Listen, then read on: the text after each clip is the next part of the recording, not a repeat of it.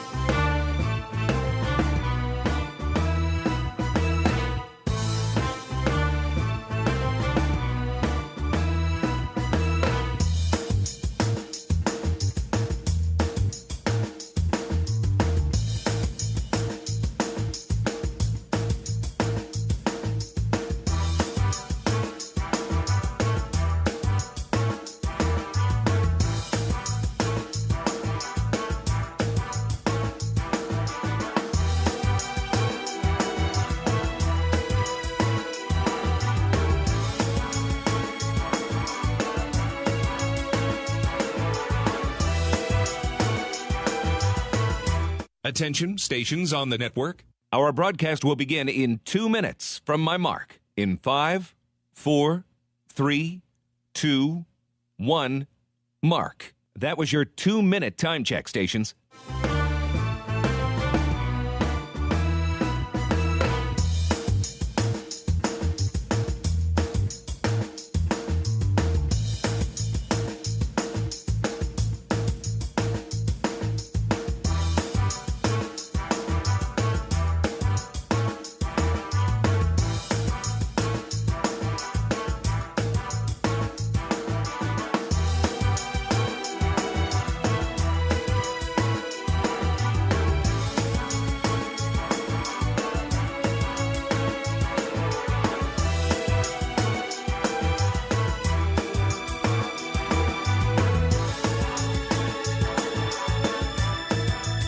Attention, stations on the network. Our broadcast will begin in 1 minute from my mark. In 5, 4, 3, 2, 1, mark. That was your 1-minute time check, stations.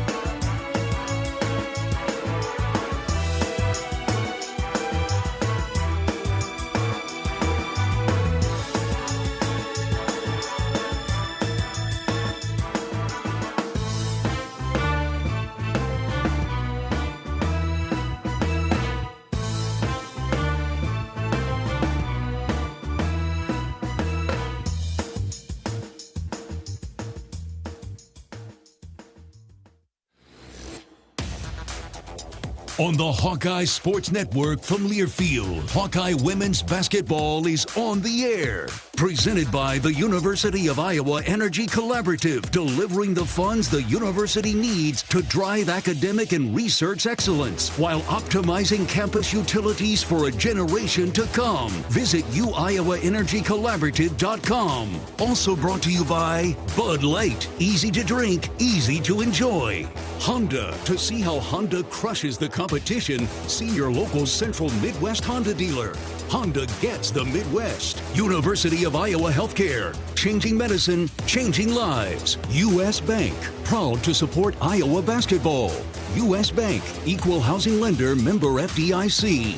Wimmer's Meats. The official hot dog of the Hawkeyes. And by 988. There is hope with a 988 lifeline. Call or text 988 for free. 24/7. This is the University of Iowa Energy Collab pregame show. Powered by the University of Iowa Energy Collaborative. Empowering Hawkeyes to do energy right. Here's Rob Brooks and former Hawkeye Catherine Reynolds. From the banks of the Olentangy River, welcome to Columbus, Ohio, and the Schottenstein Center Value City Arena for Monday morning basketball on this President's Day. The Iowa Hawkeyes go for 7 in a row against a top 10 team, the Ohio State Buckeyes, where the Hawkeyes lost here a season ago in a game that came down to the last couple of minutes. But Iowa has won 3 of the last 4 from Ohio State, coming off an overtime victory against Minnesota 87-84. So far in the month of February, the Buckeyes are 2 up and 2 down, having defeated Washington 66-56. And then on the West Coast trip, like has happened to most teams in the Big Ten, lost a couple at UCLA and USC, 65-52 and 84-63 respectively, before taking care of Minnesota, but just by 3 in overtime last Thursday. The Hawkeyes, of course, coming off their 6th consecutive victory. Took care of Rutgers last Thursday night inside Carver Hawkeye Arena, 55-43. And it's been Lucy Olson that has really been the difference in this 6-game winning streak. She's got double-figure games in the last 6, but check out the last 4. 28, 14, 32, and 27. And propelling Hawkeyes to a really good start, especially in the first 3 or 4 minutes of the game, just getting everybody loosened up, knocking down some shots. And, of course, you have to throw Sydney Falter in that mix as well, coming off her 4th double-double of the year with 10 points and 14 rebounds. So it's really the time of the season where we've only got 4 regular season games remaining, and especially for those seniors, they can kind of start to see the end and want to maximize every moment. Well, we've got a jam-packed pregame show for you, as Catherine had a chance to sit down with Ohio State head coach Kevin McGuff, and of course our chat with Jan Jensen will come all before tip-off, noon Eastern here on the East Coast, and 11 a.m. back home. Monday morning basketball from Columbus, Ohio. The Hawks and the Buckeyes in a Big Ten contest. We'll get to Kevin McGuff when we come back to Columbus. This is Iowa Hawkeye women's basketball from Learfield. When the game goes into overtime, but the game goes into overtime. The choice to enjoy is easy. Bud Light. Easy to drink, easy to enjoy. Enjoy responsibly. Anheuser-Busch, Bud Light Beer, St. Louis, Missouri. Hey folks, this is Jeff Grender from the Machine Shed. We're all about comfort food at the Machine Shed. Indulge in our classic fried chicken, which is prepared with our own secret spices. Or try our Cattleman sirloin tips, featuring certified Angus beef, served with our famous mushroom stuffing that has onions and Swiss cheese, all topped with a garlic herb sauce. Come experience the taste of home cooking at the Machine Shed. I-80 and Hickman Road, Urbandale, and I-80 and Northwest Boulevard, Davenport. When you live in the Midwest, you're accustomed to leading the nation in certain things. from corn and pork production to eggs and soybeans. And now we're adding another product to that list, clean, renewable wind energy. By investing in wind turbines and partnering with area farmers and landowners, Mid-American Energy is harvesting wind power that's homegrown right in our very own backyard, which not only provides customers with low, stable energy rates, but also the support to make our Midwest communities safer and stronger. So much to see, so many places to experience, and nobody helps you get there like Travel Leaders Destinations Unlimited. Come to our travel showcase March 13th from 4:30 to 7:30 at the Olympic Theater in Cedar Rapids. Get in on exclusive show deals, meet our travel partners, discover unique travel opportunities, and enjoy complimentary food and drinks. Just visit duagency.com or call 319-393-1359 to register. The world is yours to explore at the DU Travel Showcase on March 13th.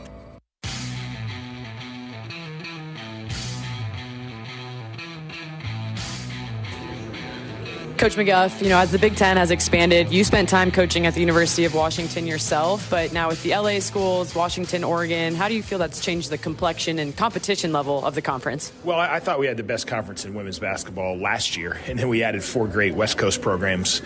So we clearly do this year. And I think Washington's building a really great program. Oregon has historically been terrific, and they did a great job in the offseason adding talented players, so they're really good this year. And then the 2 LA schools are 2 of the top 5 programs in the country. So it's a really deep and talented conference, and but it makes it fun. I mean, that's why we come to places like Iowa and Ohio State to play against the best. Yeah, and then it's tight in the middle. Obviously a great top of the conference that you're in right now, but then the middle is really tight too. You had a tight matchup with Minnesota just last week.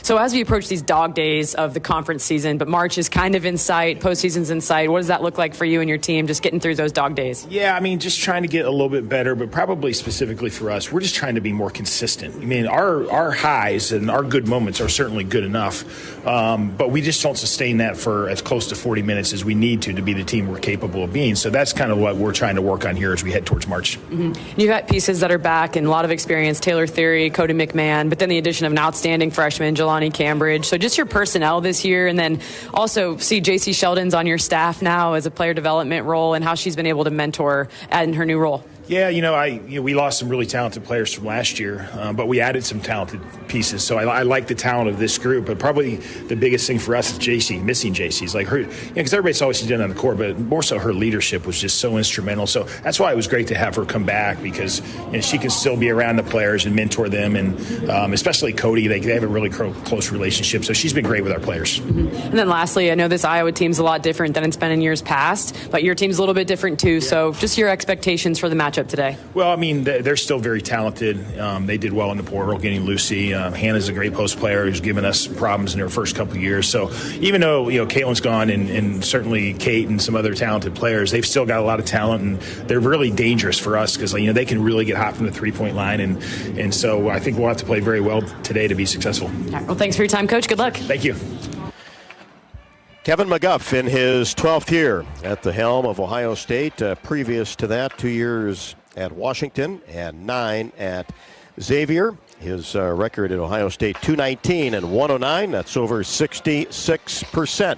Jan Jensen joins us on the pregame show after the break. This is Iowa Hawkeye women's basketball from Learfield. Lacer Graphics and Signs provides big signs, bold graphics, and beautiful results for Hawkeye athletics around Kinnick Stadium, Carver Hawkeye Arena, and throughout campus. Lacer Graphics and Signs helps build your brand through custom graphics, signage, and video displays designed to specifically tell your story and grow your business in a big way. That's Lacer Graphics and Signs, a preferred graphic and signage provider of Iowa Hawkeye athletics. Visit them online at lacer.com to see how they can bring your big ideas to life.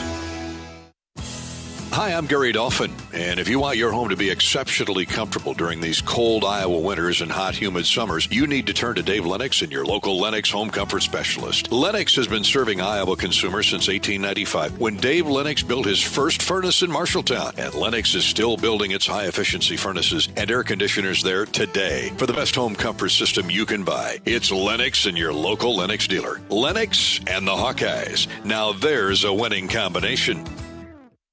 Did you know that UI ranks near the top of the EPA's Green Power Leaderboard with 84% of our energy coming from renewable sources? Now you can be a part of the team that makes it happen. The University of Iowa Energy Collaborative, with our partner, NG Iowa, is offering full-time positions in utility operations for our campus and hospital water, heating, steam, and distribution systems. Check out the jobs and apply at uiowaenergycollaborative.com. When you want the best quality, safety, reliability, and savings, it's gotta be Honda. Save thousands with low 0% APR financing. When you gotta have selection, Honda cars, trucks, vans, SUVs, hybrids, and EVs are in stock and on sale. Like the 2024 Honda Prologue EV with 0% APR financing. To see why it's gotta be Honda, search your local Honda dealer today. See dealer for financing details. Financing on credit approval offer is 3325.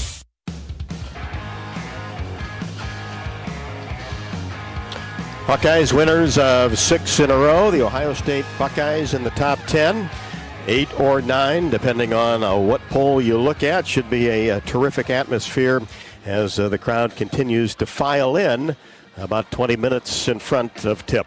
It's time for the shoot-around with Jan Jensen, provided by Oaknall, as their mission is to provide exceptional retirement living and health services through Life Care, a not-for-profit life plan community serving the Iowa City area for 58 years. Oaknall is conveniently located near University of Iowa Healthcare Campus, Kinnick Stadium, Carver Hawkeye Arena, and of course downtown Iowa City. A proud sponsor of Hawkeye Athletics. Visit oaknall.com to learn more. Well, Jen, Lucy certainly having a Big Ten Player of the Week honor already. Has a chance to have another one with her week. But what's been so impressive when watching her is the way she starts, just locked in right at the get-go. It doesn't take any time for her to get going. I think she's really coming into her surroundings now. I said the whole season, that adjustment is always hard, right? When you're coming from another university in the portal for all the right reasons, right? There was a need, but this particular year, the shadow of everything that was lost, right? And being very young with 7 other new faces. So the job she's done has been really, really great. And I just hope she continues to play free and doesn't wear all that responsibility. She has to shoulder a lot of it, yes, as a point guard. But I think when she was thinking so much, she lost a little bit of that fluidity. So I think we're hitting a pretty good spot, and I'd like to think we're hitting it at the perfect time since it's, February, 16th? Somewhere in there? We're getting 17th? There, aren't we? Yeah.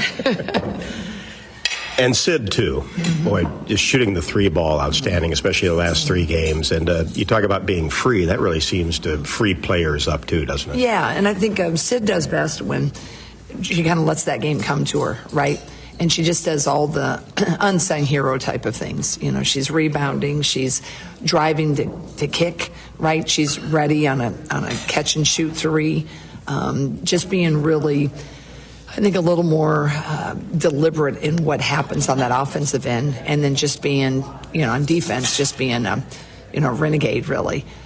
So I feel like she's letting that come and not trying to force it as much. And usually when upperclassmen force it, it's when other things aren't going well and they feel the pressure. I feel like both Lucy and Sid especially have kind of tried to take a step back and, enjoy the ride. And I think that's really helped us. And it gets to this time of year, too. Seniors in particular, you can kind of see the end. So there's don't waste any time, right? Yeah, I think that's, it's always interesting to see when that really clicks over every year. They start out knowing that, you hear a lot of the sentimental, this is my last first day of conditioning. And they're kind of happy about that, right? This is my last, whatever, my last road trip. And it might be to somewhere they don't enjoy. But when it gets to be that last month, you see a lot of that sentimentality and kind of the, oh, wow, this went fast. And, to the upperclassmen, it flew. The freshmen aren't so sure. They're kind of like, yeah, it did go fast. And they're thinking like, my gosh, we're not even in tournaments yet, right? It's the Ohio State Buckeyes today from Columbus. We'll talk OSU when we come back. This is Iowa Hawkeye women's basketball from their field. You might think Iowa grows corn, but the truth is, corn grows Iowa. Corn can even fuel your drive to watch the Hawkeyes play when you choose Unleaded 88. It's a fuel that's cheaper, cleaner, and greener. Plus, it's homegrown, making Unleaded 88 the clear choice at the pump and totally worth the hype. So as you head to cheer on the Hawkeyes this season, don't just fuel up. Pump it up with Unleaded 88. Find Unleaded 88 at a station near you. Go to iowacorn.org/88.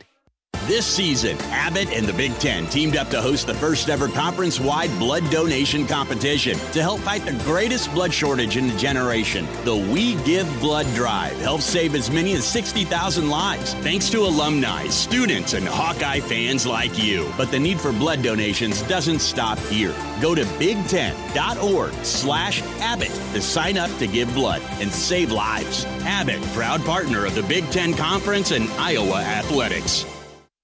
Hey there, sports fans. Hungry for a legendary experience? Look no further than Bumps Restaurants, proudly named after the legendary Bump Elliott. Nestled right at the Finkbine Golf Course on Melrose Avenue, Bumps is your go-to spot for mouth-watering meals. Present your ticket from today's game at Bumps and get a buy one appetizer, get the second appetizer free deal. Offer good through the next home game. See you soon off Melrose Avenue at the Finkbine Golf Course. Bumps Restaurant, a legendary place with legendary food. Experience the world. Join the Destinations Unlimited Travel Showcase on March 13th, 4:30 to 7:30 at the Olympic Theater in Cedar Rapids. Exclusive deals await. Visit duagency.com or call 319-393-1359 to register. Hawkeye fans, join Rob Brooks and Iowa head women's basketball coach Jan Jensen for Hawk Talk, presented by Oak Knoll. Hawk Talk takes place weekly from 6 to 7, live from the Water Milk Kitchen and Bar inside the Hyatt Regency in Coralville. Visit HawkeyeSports.com.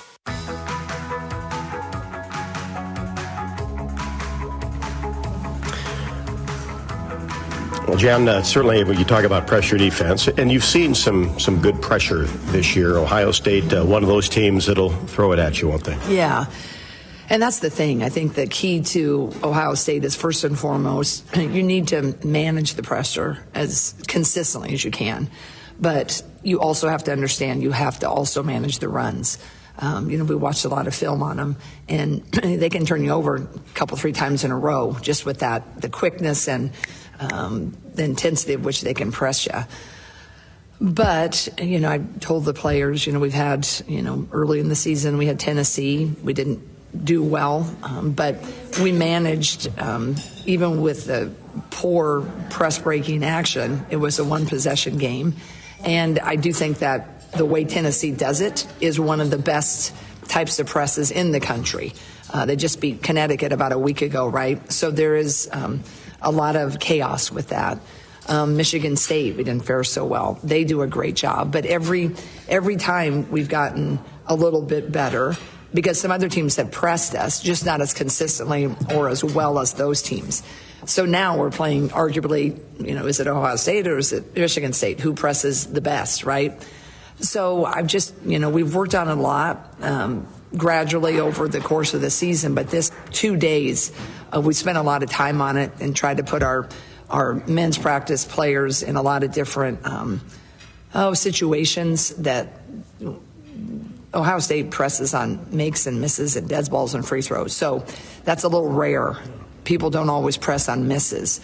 So I think we're prepared, but nothing simulates the lights in the game, and especially on an away floor.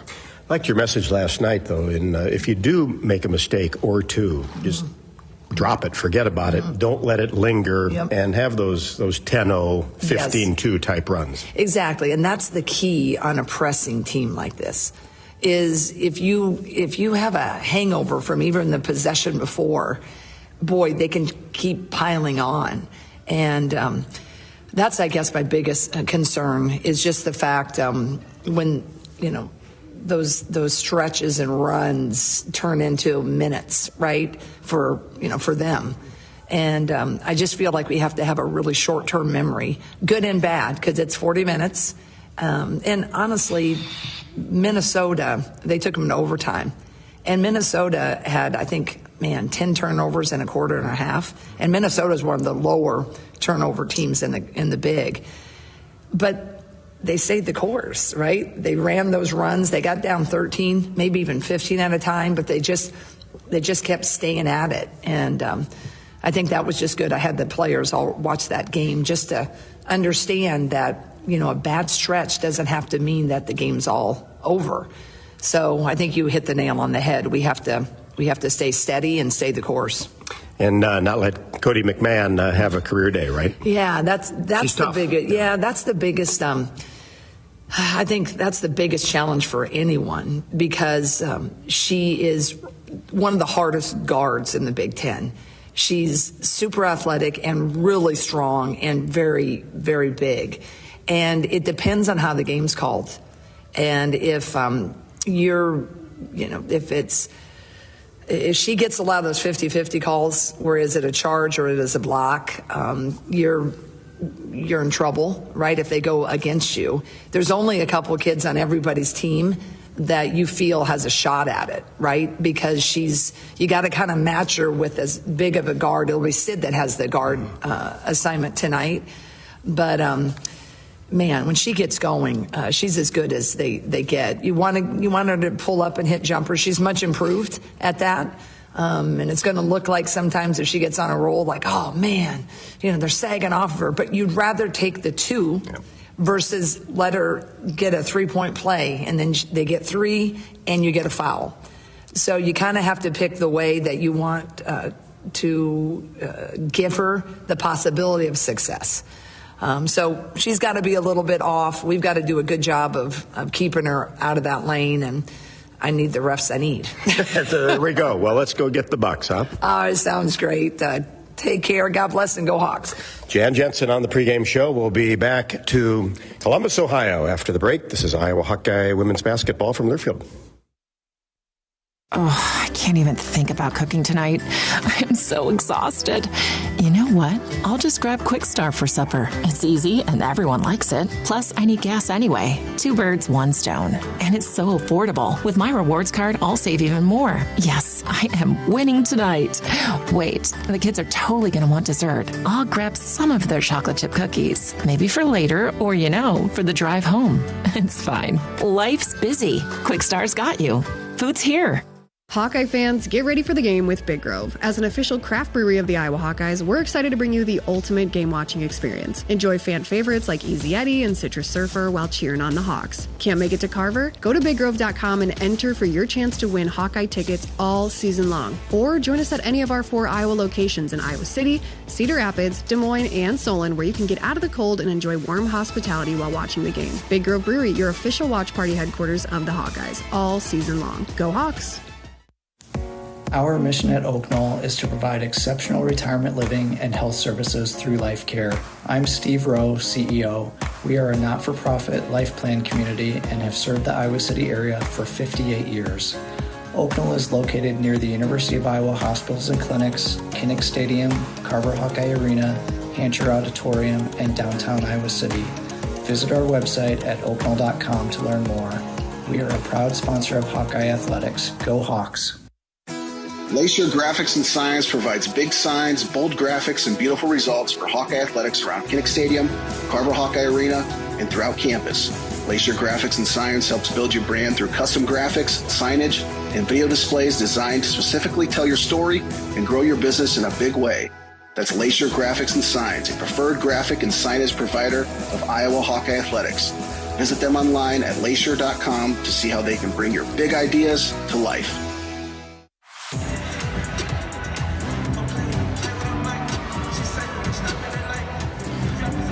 Hawkeyes on the floor, basket to our left. We'll head to the locker room for final instructions before we start and tip Iowa and Ohio State. Let's take a look at our starting lineups for today.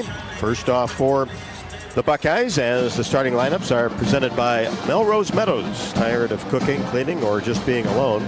Check out Melrose Meadows, voted Iowa City's best retirement community, with underground parking, a heated pool, and endless opportunities to stay fit and social. To learn more, visit melrosemeadows.com. Asia Petty, 6'3" grad transfer. This is school number 3 for Asia, as she started her career at LSU and then on to Kentucky. and 8 against Minnesota. 6'1" senior Taylor Theory, averaging in double figures, 10.5. You got to watch her on the press, a very active defender. Chance Gray, 5'9" junior, transfer from Oregon, had 9 against Minnesota, averages just under 14 per contest. Jelani Cambridge, averaging 14.6 and 4.7, and Cody McMahon at 16, 7, and 4.7. We'll get to the Hawkeye starting lineups after the break. This is Iowa Hawkeye women's basketball from their field. This season, Abbott and the Big Ten teamed up to host the first ever conference-wide blood donation competition to help fight the greatest blood shortage in a generation. The We Give Blood Drive helps save as many as 60,000 lives, thanks to alumni, students, and Hawkeye fans like you. But the need for blood donations doesn't stop here. Go to big10.org/Abbott to sign up to give blood and save lives. Abbott, proud partner of the Big Ten Conference and Iowa Athletics. Did you know that UI uses the same amount of energy as all the rest of Iowa City? That's why we have our own power plant, and we're committed to making it clean. By 2025, we'll rely completely on climate-friendly, alternative fuels. Deep in the boiler rooms, engineers from the University of Iowa Energy Collaborative are optimizing the power plant so it can handle these new fuels more efficiently. Learn more about it at uiowaenergycollaborative.com. That's uiowaenergycollaborative.com. At U.S. Bank, when they say they're in it with you, they mean it. Not just for the good stuff, the grand openings and celebrations, although those are pretty great, but for all the hard work it took to get there, the fine-tuning of goals, the managing of cash and workflows, and decision-making. They're in to help you through all of it, because together they're proving day in and day out that there is nothing as powerful as the power of us. Visit usbank.com to get started today. Equal housing lender, member FDIC, copyright 2024, U.S. Bank. Hello, Iowa. Here's a promise. Wherever you are in this great state, University of Iowa Healthcare is here for you, even if you never walk through our doors. Educating, caring, leading research, sharing our expertise with all. Because we believe that UI Healthcare is here to make all of Iowa better. UI Healthcare, changing medicine, changing lives. Visit uihealthcare.org.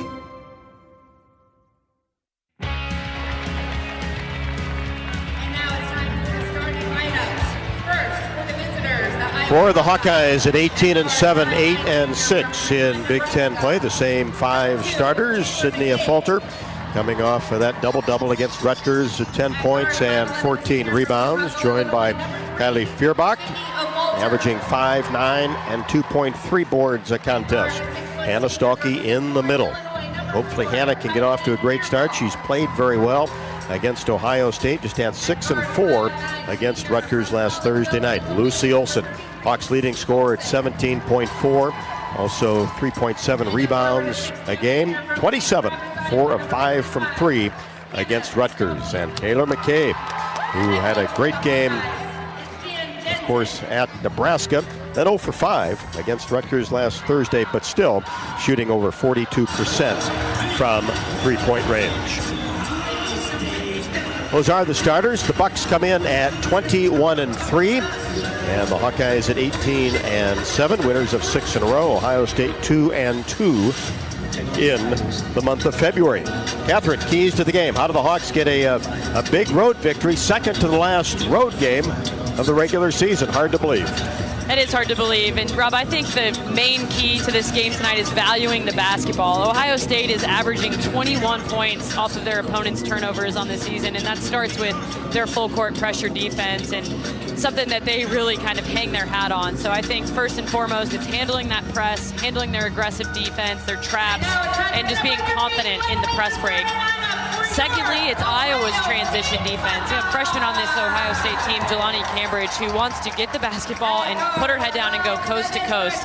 And she's extremely quick and extremely explosive. So finding her, slowing her down, finding the shooters, Chance Gray, namely the transfer from Oregon, who's shooting the basketball really well right now for Ohio State, and then finding a body to box out in transition, as we've seen so frequently this year, how effective teams can be with boxing out out of transition, those short shots that often lead to second chance opportunities. And Lastly, I said KYP, know your personnel. This Ohio State team's a lot different than it's been in the past few years when there's shooters all over the place. J.C. Sheldon, shooters that were just making you stretch your defense. So now, when it comes to your ball screen defense, pretty much everyone with the exception of Chance Gray, you can go underneath those ball screens, provide lots of help.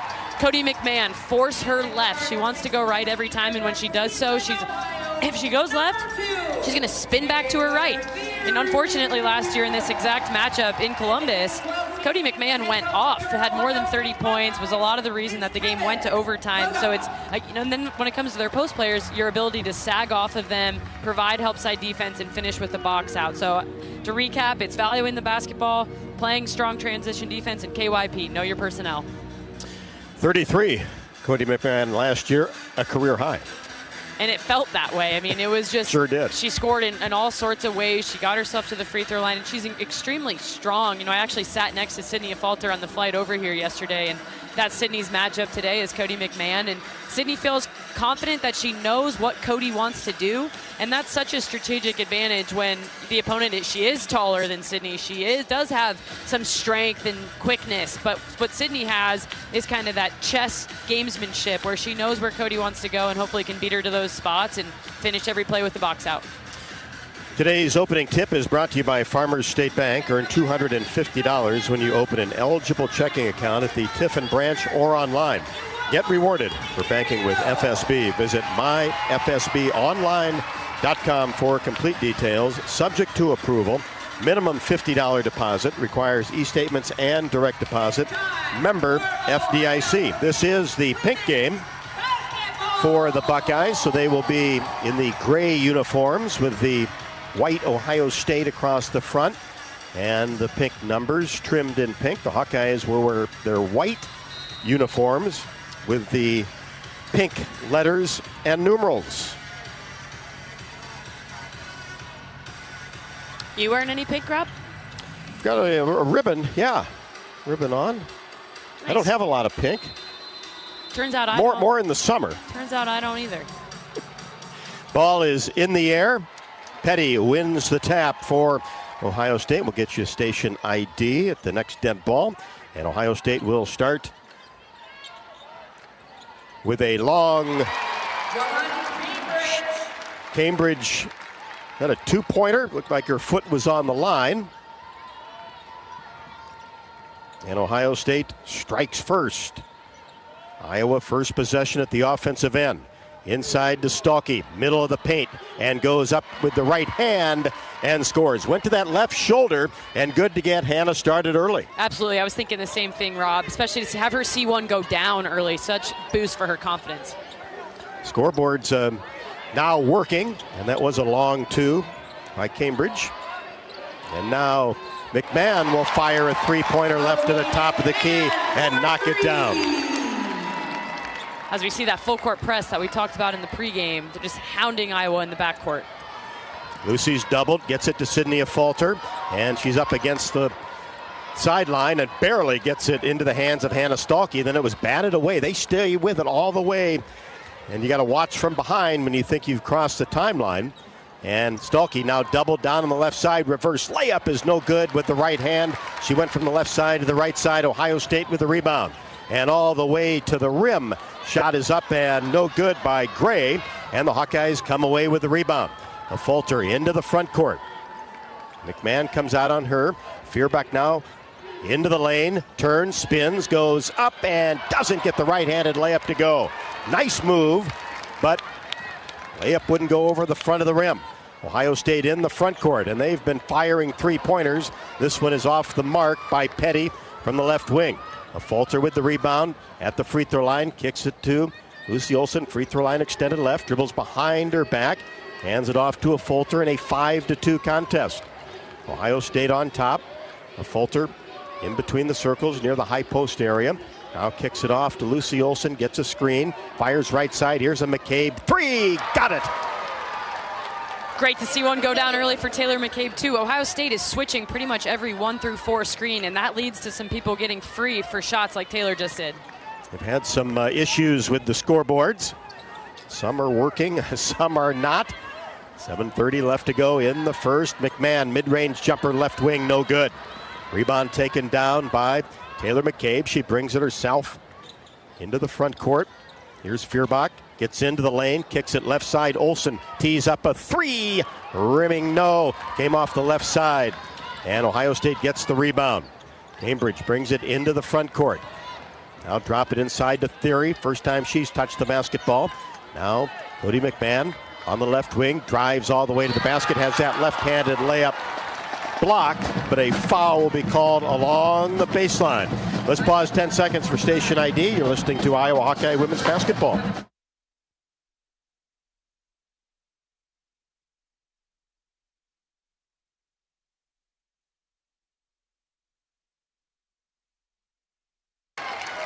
And Nostalki picks up the first foul of the game. McMahon converts the free throw. And you remember Jan Jensen talked about it as the second one goes through. Those 50-50 calls, if she gets them all day, it'll be tough for the Hawkeyes. Yeah, that was really, it looked like a nice block from Hannah from our vantage point, but sends Cody to the free throw line, shooting free throws really effectively this year, nearly 70%. Olsen takes it coast to coast, goes up with the right-handed layup, and the foul is called along the baseline. So that'll bring Lucy Olsen. First free throw shot by the Hawkeyes this morning. Asia Petty, her first, team's first. Lucy Olsen's first free throw in and out. It has been a bit of a pressure point for Lucy, and as well as she's been scoring, the free throw line has been a bit of her nemesis over the last few games, and I really believe that's such a mental thing she can overcome. Second one is good. Working on them hard last night at shoot-around.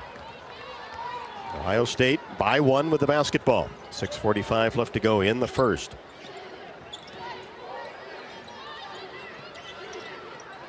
Here's a three-pointer straight away, and it's good by Cambridge. Yeah, 2 threes there for Cambridge, shooting only 26% on the season, but once you hit 2, that's when you change your defense, you adjust accordingly. She's got 5. McMahon 5 as well for the 10 for Ohio State, up 4.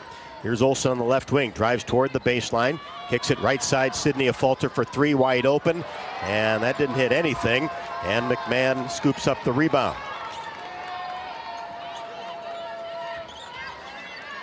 Now McMahon has the basketball on the left wing. Falter keeping an eye on her. Here's Cambridge.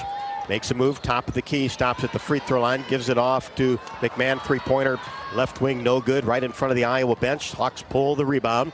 Falter brings it into the front court, hands it off to Olsen, stops 17 feet straight away, no good, off the dribble, and Ohio State with the rebound and a 4-point advantage. That's a good shot, it's a good push by Iowa. And then a wide open Petty breaks free for a layup deep and gets her first basket. 6'3" graduate Asia Petty. And here's a steal. Cambridge, floater, left side, good. That's what he talked about, Ohio State creating offense from their defense. But Iowa now breaking that press, just one pass over everybody's head.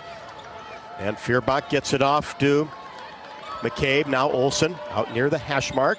A Falter left to the top of the key, swings it left side, McCabe. They come out on her.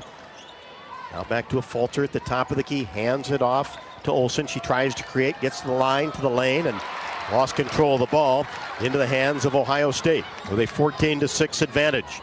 In transition, fire another 3. This one is off the rim and no good.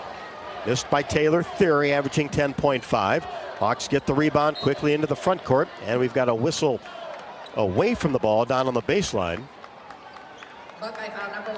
And that'll go against Asia Petty, and that'll be her second for a hold in the paint.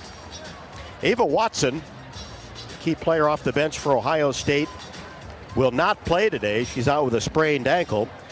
She's averaging 5.6 a contest, but at 16 on 5 out of 6 from the floor against Minnesota. We've got our first timeout at the 4:42 mark of the first quarter. Buckeyes on a 7-0 run the last 1:55. Ohio State 14, Iowa 6. This is Iowa Hawkeye women's basketball from Learfield. If you or someone you know is having thoughts of suicide, experiencing a mental health or substance use crisis, 988 provides a direct connection to free, confidential and compassionate support. You'll be quickly connected to trained crisis counselors who will listen to your concerns and connect you to additional resources if needed. There is hope. For 24/7 support, call or text 988 or chat 988lifeline.org. A message from Iowa HHS. This season, Abbott and the Big Ten teamed up to host the first ever conference-wide blood donation competition to help fight the greatest blood shortage in a generation. The We Give Blood Drive helps save as many as 60,000 lives, thanks to alumni, students, and Hawkeye fans like you. But the need for blood donations doesn't stop here. Go to big10.org/Abbott to sign up to give blood and save lives. Abbott, proud partner of the Big Ten Conference and Iowa Athletics. When the game goes into overtime. But the game goes into overtime. The choice to enjoy is easy. Bud Light. Easy to drink, easy to enjoy. Enjoy responsibly. Anheuser-Busch, Bud Light Beer, St. Louis, Missouri. You're listening to coverage of Hawkeye women's basketball, powered by the University of Iowa Energy Collaborative, empowering Hawkeyes to do energy right.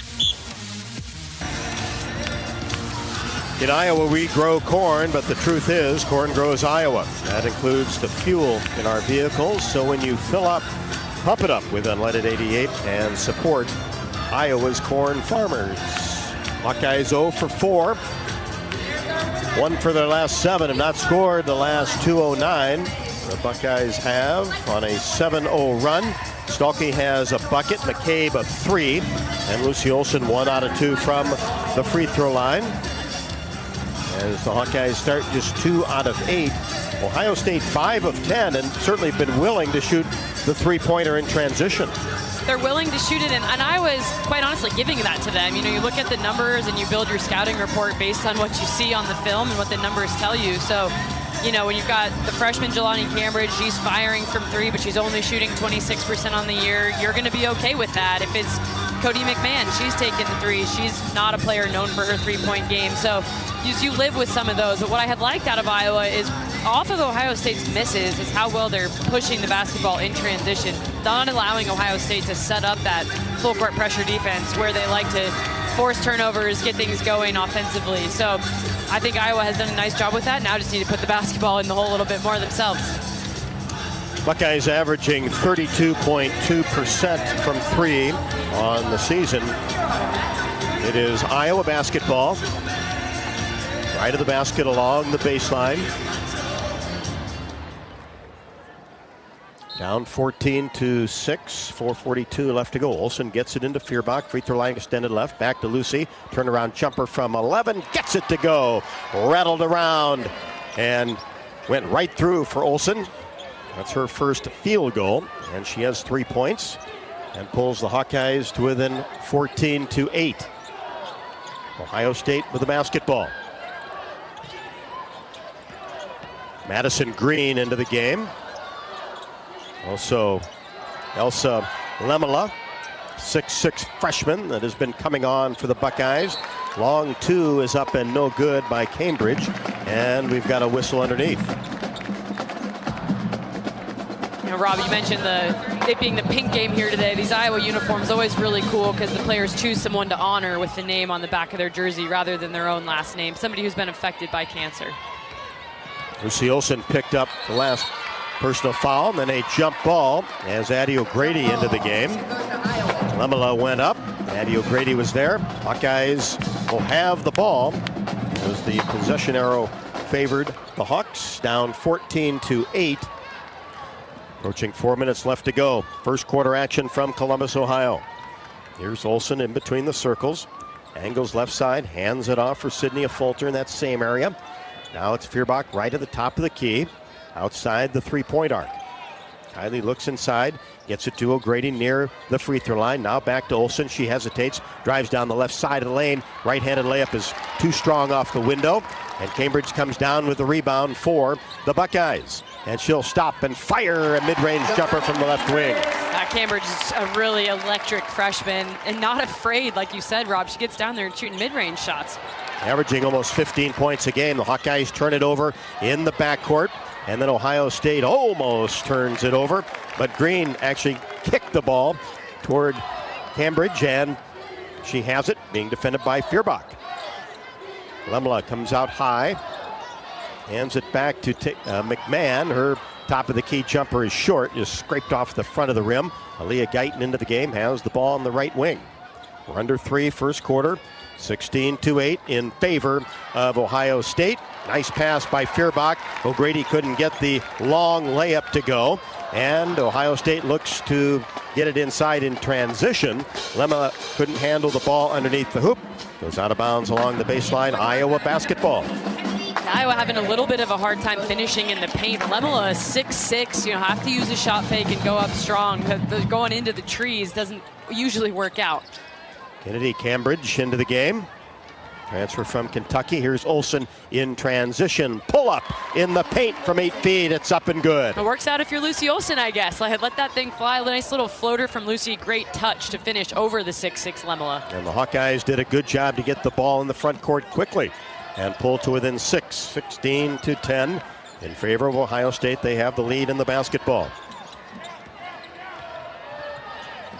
Kennedy Cambridge. Now into the corner. Long three is up and good. Yeah, Kennedy Cambridge doesn't play a ton of minutes, but when she is in the basketball game, she's always looking to score. Attacks the rim, but also very capable to shoot the three-pointer, which she just did deep in the left corner. Under 2 first quarter. Hawks down 9 with the basketball. Here's Feuerbach in between the circles. Now Olsen, free throw line, and she's doubled, lost control of the ball. And it's going to be a tie-up situation. Possession arrow favors Ohio State. It's a lot of traffic that Lucy tried to drive into, and that's happened a couple of times here where Iowa players have gone into the paint and sort of got stuck because Ohio State is providing good help side defense. And that's something Kevin McGuff has for years prided his teams on, is their defensive intensity. Taylor Stremlow enters for the first time at the 145 mark. Taylor McCabe will be back in next dead ball. Ohio State with it, on top by 9.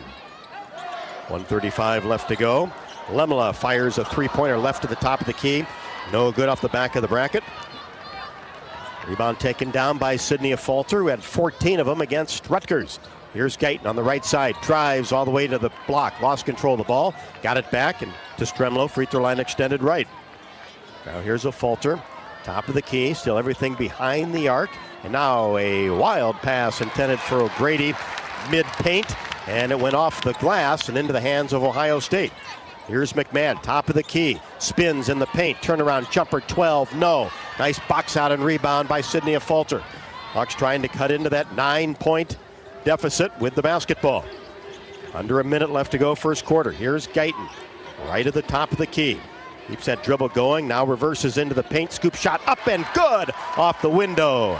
Wow, great finish by Aaliyah Guyton. Had a little hang time there as she brought the basketball around, able to kiss it off the glass. She had 5 points and 4 boards against Rutgers and cuts that lead to 7. Hawks should get the ball back one more time in the first quarter. Lemela on the left wing. Gives it off. Three-pointer is good. Kennedy Cambridge again for 3 on the left wing. Yeah, Stremlow just didn't close out tight enough. Another player shooting 14% on the year from 3, but they're hot right now.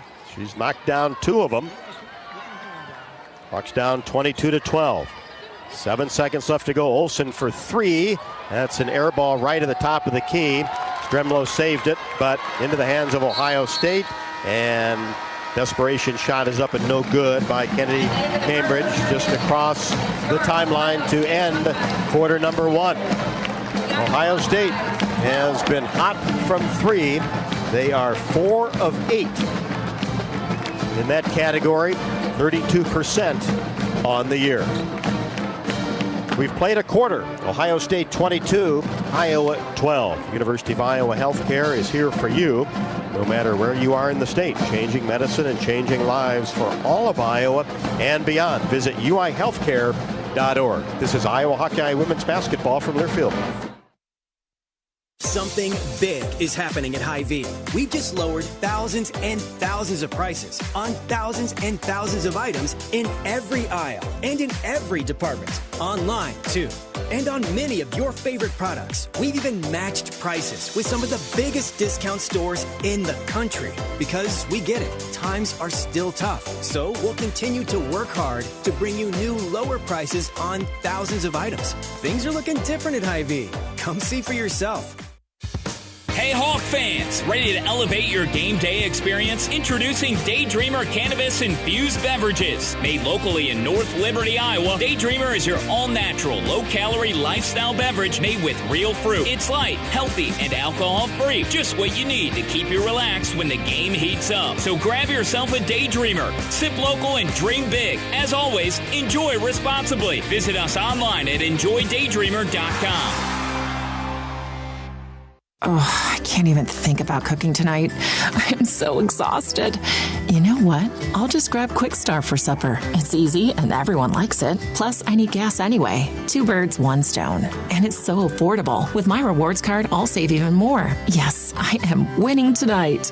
Wait, the kids are totally going to want dessert. I'll grab some of their chocolate chip cookies. Maybe for later or, for the drive home. It's fine. Life's busy. Quick Start's got you. Food's here.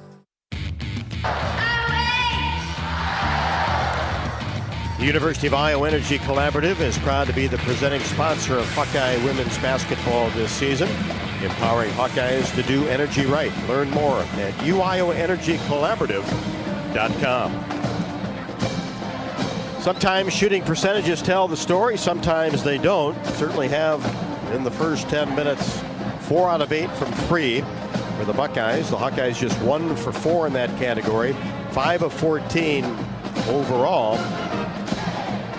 And as far as the turnovers are concerned, the Hawkeyes, 4 of them. And you look at Ohio State, they average 21 points off turnovers this year. Yeah, that's a strength for Ohio State this year in particular, is turning teams over. And Iowa's done a decent job with the pressure in the backcourt. It's a couple of these unforced turnovers happening in the front court that are a little bit more concerning to me at the moment, where people are getting tied up or errant pass into the post. But all things considered, you kind of have to expect the 3-point numbers for Ohio State to come back down to reality and where they've been on the year, 32%. Not hopefully keep shooting it at a 50% clip from behind the arc, and then for Iowa to kind of heat things up a little bit themselves too, as see Hannah Stolke has re-entered the lineup. And I think going with your 2-person attack of Lucy and Hannah and then spot-up shooters, the way Taylor McCabe and Sydney have been shooting of late. So just kind of go back to the well. What's been working well over this last 6-game winning streak? It will be Hawkeye basketball. Down 22-12. Olsen on the right wing, a falter. Free throw line extended. Inside Stolke goes to that left hand and scores. Back to the basket, move in the paint, and Stolke has 4. Advantage Stolke in this matchup. I think Hannah's got athleticism and can score on Asia Petty. As on a couple of occasions. Got to make sure she doesn't pick up that second foul here early in the second quarter. Olsen on ball defense against Jelani Cambridge and got both hands in there, tied her up. And the possession arrow favors Ohio State after the Hawkeyes had the opening possession of the quarter. Down 22-14. Ohio State has the lead. And will throw it in along the baseline, right of the basket. Tegan Mullaney into the game for the first time, and a lob pass is knocked away by Hannah Stolke, and then she is fouled by Petty, and is that 3 on Asia Petty? That is.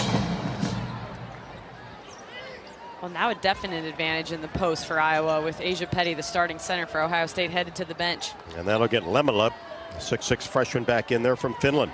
Hawkeyes in the front court, down 22-14, just underway. Second quarter. Here's Stolke.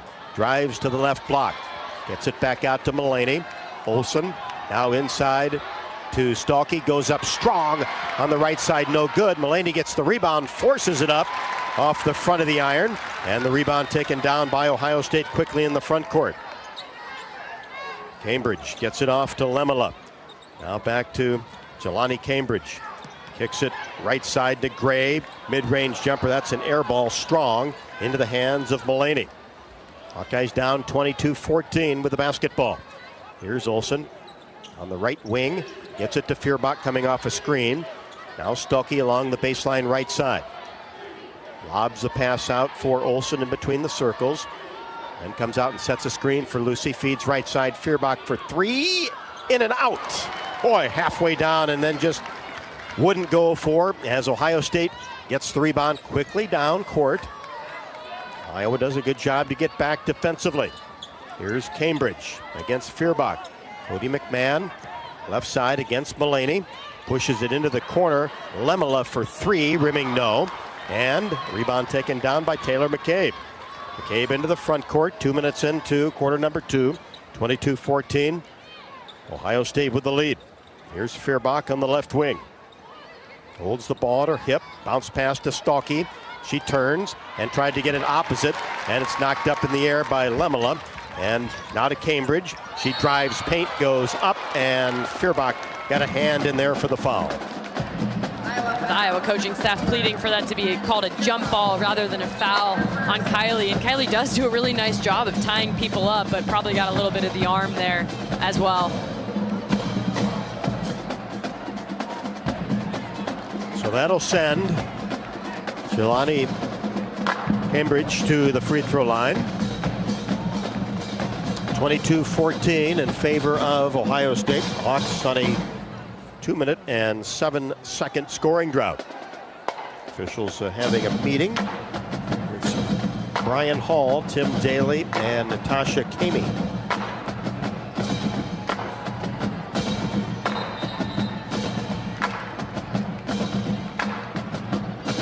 Mulaney and Stuckey will have the inside positions of the lane. 22-14 in favor of Ohio State.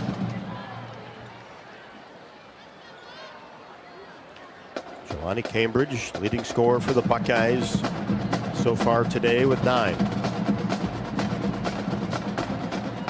She'll get a pair.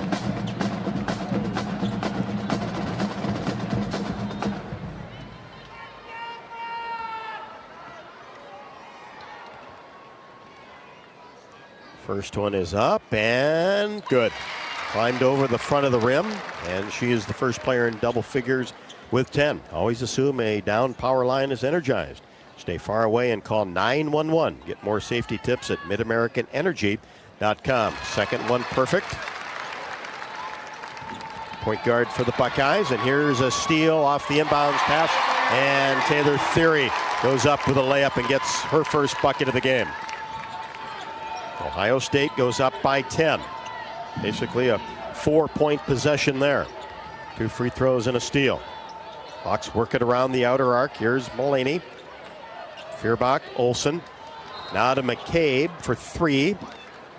It's no good from the short corner left side, but a foul will be called on the Buckeyes. Yeah, Cody McMahon just absolutely blew through a Hannah Stuckey screen, and Hannah taking the brunt of that one as she was trying to set up her teammate Taylor McCabe for an open 3, which worked. She just had to get blown through in the process. Off the inbounds pass, mid-range jumper is good. Olsen threw it in to Stuckey on the left wing, got it right back and knocked down the mid-range jumper. The second time that Lucy's gotten that exact shot off that same baseline out of bounds place. Great execution by these Iowa players. 26-16, Hawks cut that deficit to 10. Cambridge 16-foot jumper from the elbow, no good. Mulaney the rebound. Teagan will bring it herself into the front court. 6:49 left to go until halftime.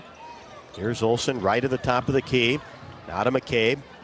Mulaney for 3 left side off the right side of the rim. But there's Hannah Stuckey for the offensive rebound. Gets it back to Olsen at the elbow. Kicks it to McCabe. Now back to Lucy on the right side of the court. Brings it into the paint. Jumper is up and no good from 14. Stuckey goes after the ball. It's tipped around. Teagan Mulaney comes up with it. 40 feet from the hoop. Now to Olsen, left to the top of the key. Mulaney swings it to Taylor McCabe. Now to Stuckey. Back to Feuerbach for 3. Skips off the left side of the iron, no good. But it looks like it was touched last by Ohio State. As that ball came off the iron rather aggressively. And the Hawks will have it along the baseline, down 26-16. Get it into Stolke. She drives in, has her shot blocked, and then going after the basketball deep in the corner. Stolke touched it last, over to Ohio State. That same baseline out of bounds play where there's the option. Usually on the last two scores, it's been a handoff to Olsen. She comes around for a curl shot. That time Stolke kept and just, again, tried to shoot over the 6'6" that Lemela. Didn't quite work out. Nice quick move along the baseline, and we've got a whistle in the paint. Looks like this will potentially go against Tegan Mulaney.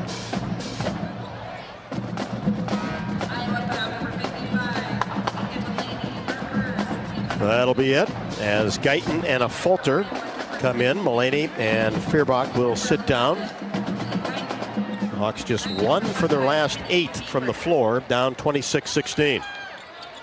Ohio State gets it in. Cambridge drives toward the baseline and then whips a pass into Lemela, and her shot is up, too strong off the window, but a foul will be called on the Hawkeyes. That was good ball screen defense and good help side defense by Iowa there. So unfortunate to kind of have a bit of a touch foul on Lemela off the pick and roll action.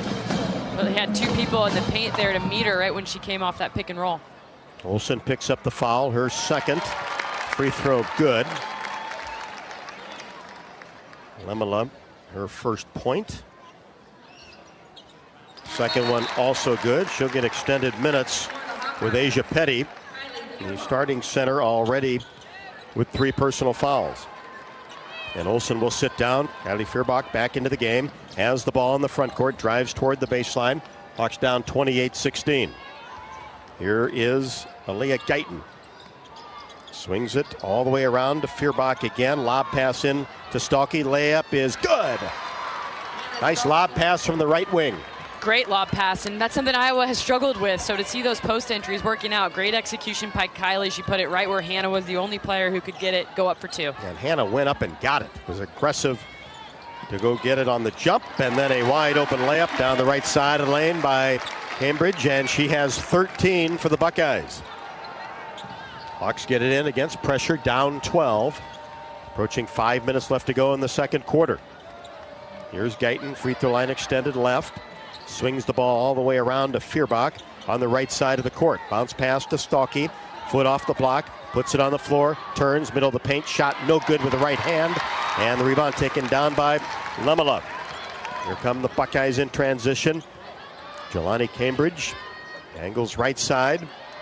Now Gray. Lemela out on the right wing. And that frees up Cambridge for a mid-range jumper. No good from 17 on the right side of the court. A Falter the rebound. Brings it into the front court. Iowa with the ball, down 12. And almost a turnover. And ball is knocked out of bounds by Lemela. So it will stay with Iowa after McCabe almost lost it in the left corner. Had to save it from going out of bounds. And then Stolke had it knocked out of her hands. And it will be the Hawkeyes basketball along the baseline as we've got timeout on the court with 4:23 left to go in quarter number 2. At the game or at home, Wimmer's Premium quality hot dogs and sausages will score with family and friends.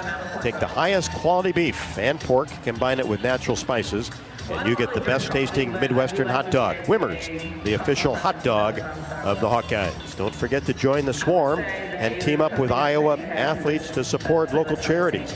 Make a difference today. Visit iowaswarm.com to learn more. 4:23 left to go, quarter number 2. It is Ohio State 30, Iowa 18. This is Iowa Hawkeye women's basketball from Learfield. For hybrid vehicles that give you 614 miles of continuous driving, it's gotta be Honda. Save thousands on Honda hybrids with 2.9% financing. Award-winning Honda hybrids, Accord, Civics, and CR-Vs. With hybrids, the battery charges as you drive. Like the 2025 Honda Accord Sport or Touring model. Now with low 2.9% APR financing. To see why it's gotta be Honda, search your local Honda dealer today. See dealer for financing details for well-qualified buyers. Offer ends 3/3/25. What does it mean to be locally owned and operated? For Cenex, it means everything. It means that we know if you take your coffee to go or if you like to stay a while. It means we've helped Little Leagues get jerseys and local festivals get funding. It means we know what our communities need.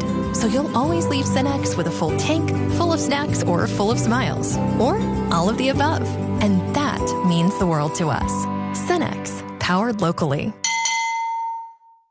You're listening to coverage of Hawkeye women's basketball, powered by the University of Iowa Energy Collaborative, empowering Hawkeyes to do energy right.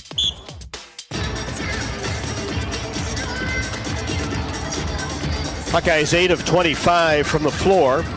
Is 1 of 7 from 3, 10 of 23 for Ohio State. 4 out of 9 from three-point range. Started really hot, did the Buckeyes.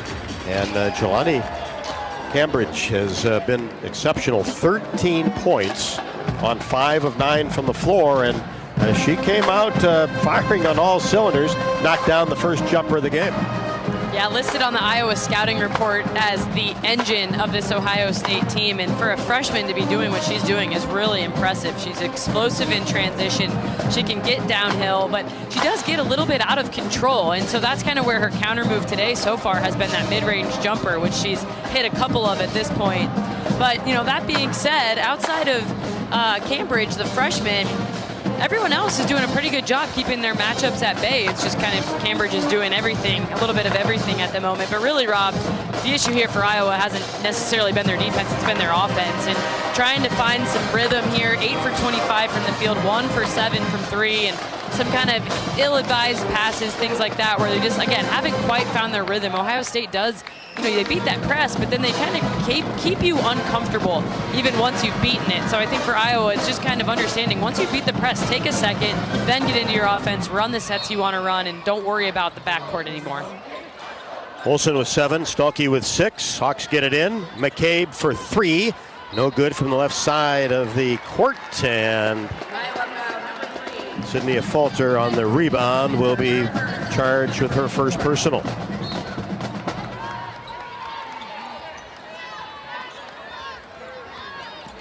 McCabe had a good look from the left wing, just couldn't get it to go. And Ohio State in the front court. Lemela hands it off to Cambridge. Now back to Lemela as she makes a move down the right side of the paint and is fouled.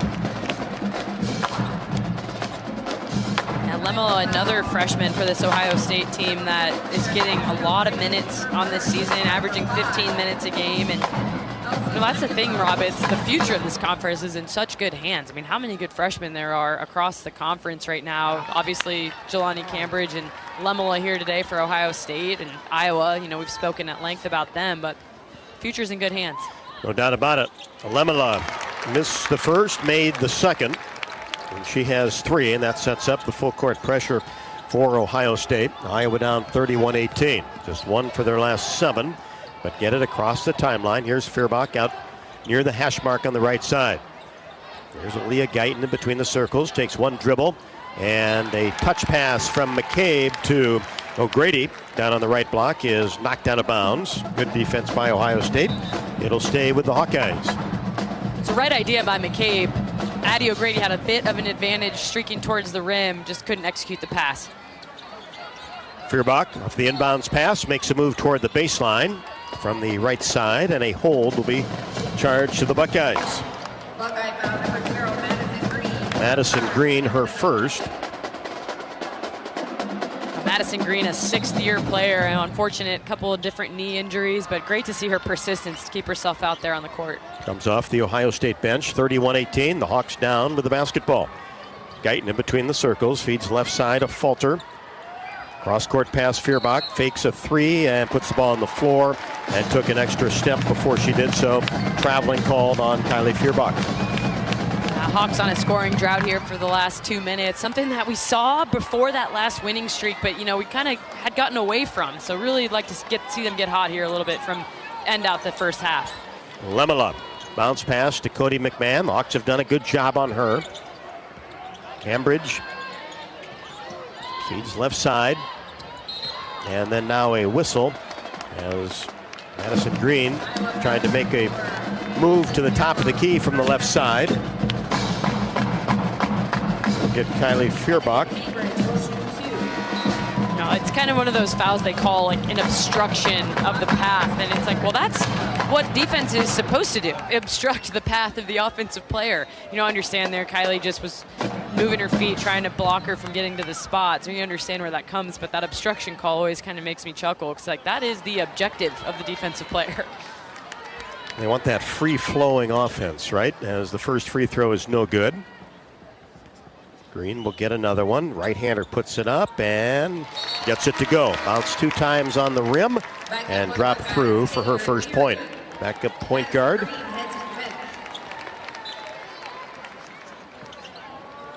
(32-18). Hawks have not scored for over 2 minutes and 20 seconds. Hope to change that right here. Here's Guyton. In between the circles, angles right side. Now a falter. Drives down the right side of the lane. Drops off a pass for Addie O'Grady. Couldn't finish the left-handed layup. A paint-to-paint pass, but O'Grady will shoot 2. Really need to convert at the free throw line here to get a little bit of something going offensively for Iowa, but that was a great little dump pass as the help defense slid over. Addie just couldn't quite convert with her left hand on the left side. O'Grady's first free throw is right through. And I like the way Sydney took it hard down that right side of the lane to attract that defense. Attract the defense and make the defense make a decision. When you're attacking the rim that hard, they have to decide, I'm going to step up and stop you. If they do that, that's when your post buddy's wide open like they were there. Second free throw also good by O'Grady. 32-20. We're under 3, second quarter. Ohio State has led the entire game, led 22-12 after 1. Buckeyes work the ball around the outer arc. Cambridge out of McMahon, left side. Gets to the elbow, spins toward the basket, floater up with the left hand, no good. Ball tapped around. Shot is up and no good by Cambridge.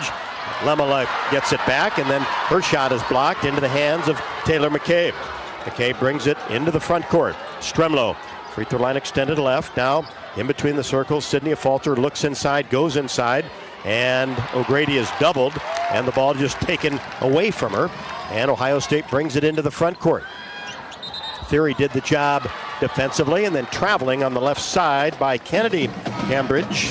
And that turnover will give the Hawkeyes the basketball as Stalky comes in for O'Grady.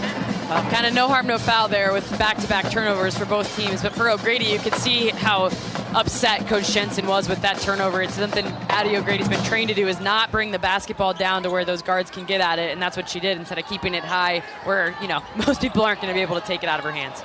Hawks break the pressure and get into the front court, down 32-20. 2 minutes left to go in the second quarter. Here's Guyton on the right wing. Dribbles into the paint and gets it to Stalky in the paint on the left side. And she whips it back to Guyton. Now here's McCabe, puts it on the floor. A falter at the elbow. Gets into the paint with a left-handed shot. No good. And the battle for the rebound. Both teams on the floor in the paint. And it'll be a jump ball. Possession arrow favors the Hawkeyes. You know, not the first time Iowa has created a second possession by the pursuit of the offensive rebound, but need to do something with these opportunities, Rob. A few too many empty possessions, even after gaining a second one. Guyton gets it into Stremlow on the right wing. Now back to Guyton. Gets it back from Stalky, and Guyton aggressive to the rim down the left side of the lane, and she's fouled. I'm happy to see Guyton draw that foul there on the attack against the 6'6 Lemela, but something Aaliyah is still figuring out a little bit as a freshman is, you know, when to attack, when to get in the paint, use a 2-foot finish and a shot fake, when to dribble and bounce back out. You know, good to see her get to the free throw line here, but I do believe that's a part of her game that's still evolving, and she's still learning a little bit trial by fire. Missed the first free throw. Lemela picks up her first. Guyton's second is in the air. Got it. Aaliyah with 3. That pulls the Hawkeyes to within 32-21. 1:30 left to go, second quarter. Ohio State in the front court. Green on the point. Has the basketball right at the top of the key. Gets a Lemela screen. Now brings it left side. Ohio State working the ball around the arc. Theory. Now to McMahon at the free throw line. And a whistle as the shot goes in somehow by Kennedy Cambridge. Thought she was going to be called for traveling on the right side of the court and got that shot to go, and a blocking foul will be called on the Hawkeyes. So count the basket. Just a complete circus finish where she hopped from one foot to the next. Watching the replay here in the arena, I don't think she traveled. It kind of looked like it in real time, but either way, quite a finish as she fell to the floor. And seeing Ohio State just kill clock. You know, they went to what's called a dribble drive offense, where it's essentially what that is. You dribble drive to the rim. If you don't have it, you pass to your teammate. They do the same thing. And really, it's just Ohio State being patient, not rushing, and using the majority of the shot clock. Free throw short. So Cambridge could not complete the three-point play. It's the redshirt sophomore Kennedy. Cambridge averaging 4.3. 34-21. Hawkeyes down, but with the basketball. Had a tough time scoring here in this first half against the Buckeyes. Mullaney, right wing, gets it to Stalkey, and a reach as she tried to get a pass to Taylor McCabe on the left side. That'll be Green's second. Stremlo in for Lucy Olson. Will sit down with 7 points with 41.2 left to go. 34-21 Buckeyes. Stalkey's first free throw, no good. Hit the right side of the rim, the front of the rim, and came off. Both teams, a bit of a struggle at the line. Second one also no good. And the ball rebounded by Ohio State.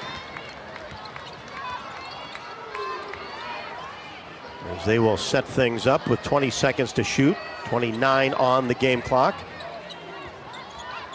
Here's Madison Green in between the circles. McCabe comes out on her. Now Lemela on the left side. Now deep three-pointer in the corners up and no good. Buckeyes couldn't convert. Mullaney comes down with the rebound. And she puts it on the floor and tried to dribble behind her back in traffic. And a shot at the buzzer from the top of the key, no good by Cody McMahon. And that will do it for the first two quarters. Mullaney trying to dribble into the front court, ran into a double team at half court, and it was picked off by Cody McMahon, but missed the runner from the top of the key to end quarter number two. Hey, Hawk fans, a Luka Garza meet and greet in Minnesota, plus VIP game tickets to the Timberwolves Phoenix Suns game could be yours when you enter non-winning Feeling Lucky scratch tickets into your Iowa Lottery VIP account. Simply visit ialottery.com/VIP for details and play today. Don't forget that you can earn $250 when you open an eligible checking account at the Tiffin branch or online. Get rewarded for banking with FSB. Visit myfsbonline.com for complete details. Subject to approval, minimum $50 deposit, requires e-statements and direct deposit, member FDIC. Stay tuned for the Hawkeye halftime show here from Columbus, Ohio, where the Hawkeyes have some work to do, down 34-21 at the half. This is Iowa Hawkeye women's basketball from Learfield. Hey, Hawkeyes, while your hard-at-working class are on the court, there's a team behind the scenes making sure that the power keeps going, the water keeps flowing, and the temps inside are just right. Introducing the University of Iowa Energy Collaborative. The collaborative is a public-private partnership between UI, NG, and Meridium. It delivers the funds UI needs to drive our academic and research excellence while optimizing campus utilities for a generation to come. Check it out at uiowaenergycollaborative.com. Hawk fans, stop in and visit the newly renovated guest rooms at Hyatt Regency Coralville Hotel and Conference Center, located in the heart of Iowa River Landing. Stay within walking distance of Extreme Arena, home of the Hawkeye volleyball team, as well as great restaurants, shopping, and scenic walking trails along the Iowa River. Hyatt Regency Coralville is also the home of Hawk Talk with Jan Jensen and Fran McCaffrey. Come together at Hyatt Regency Coralville, where everything you need is right here. You might think Iowa grows corn, but the truth is, corn grows Iowa. Corn can even fuel your drive to watch the Hawkeyes play when you choose Unleaded 88. It's a fuel that's cheaper, cleaner, and greener. Plus, it's homegrown, making Unleaded 88 the clear choice at the pump and totally worth the hype. So as you head to cheer on the Hawkeyes this season, don't just fuel up. Pump it up with Unleaded 88. Find Unleaded 88 at a station near you. Go to iowacorn.org/88. Hawkeye fans, get ready for the game with Big Grove. As an official craft brewery of the Iowa Hawkeyes, we're excited to bring you the ultimate game-watching experience. Enjoy fan favorites like Easy Eddie and Citrus Surfer while cheering on the Hawks. Can't make it to Carver? Join us at any of our 4 Iowa locations in Iowa City, Cedar Rapids, Des Moines, and Solon, where you can get out of the cold and enjoy warm hospitality while watching the game. Big Grove Brewery, your official watch party headquarters of the Iowa Hawkeyes all season long. Go Hawks! Something big is happening at Hy-Vee. We've just lowered thousands and thousands of prices on thousands and thousands of items in every aisle and in every department. Online, too. And on many of your favorite products. We've even matched prices with some of the biggest discount stores in the country. Because we get it, times are still tough. So we'll continue to work hard to bring you new lower prices on thousands of items. Things are looking different at Hy-Vee. Come see for yourself. On the Hawkeye Sports Network from Learfield, this is the Hawkeye Halftime Show, brought to you by Hy-Vee. Score big savings with a Hy-Vee Perks membership. Iowa Lottery. Be a VIP with the Iowa Lottery. Visit ialottery.com for details. Lennox and your local Lennox home comfort specialist. Made right here in Iowa since 1895. Powered by the University of Iowa Energy Collaborative, empowering Hawkeyes to do energy right. Now back to courtside. University of Iowa Energy Collaborative, certainly proud to be the presenting sponsor of Hawkeye women's basketball all season, empowering Hawkeyes to do energy right. Learn more at uiowaenergycollaborative.com. It's time to take a look at our halftime stats report, brought to you by Hy-Vee, your one-stop shop for making your life easier, healthier, and happier, with the Hawkeyes down 34-21. Well, we'll look at the Iowa side of the box score first, and what's been a really tough offensive game thus far for the Hawkeyes, limited to just 9 points in that second quarter. Iowa on the game shooting 29% from the field on 8 of 27 shooting, 1 for 8 from 3, that 1-3 coming from none other than Taylor McCabe, and 4 for 8, 50% from the free throw line. Leading scorer at the half is Lucy Olson with 7 points. Nothing easy, a 3 of 9 shooting, 0 for 2 from 3, 1 for 2 from the free throw line, has 1 rebound, 1 assist, and 1 turnover to go along with it. Hannah Stolke right behind her with 6 points on 3 of 7 shooting, 0 for 2 from the free throw line, and only 1 rebound so far, low for Hannah's averages. Want to shout out Sydney Folter with 7 rebounds on the game so far. For Ohio State, they're shooting 39% from the field on 11 of 28 shooting, 4 for 10 for 40% from 3, and cooled off in that second quarter as we sort of expected they might, and then 8 for 11 from the free throw line for nearly 73%.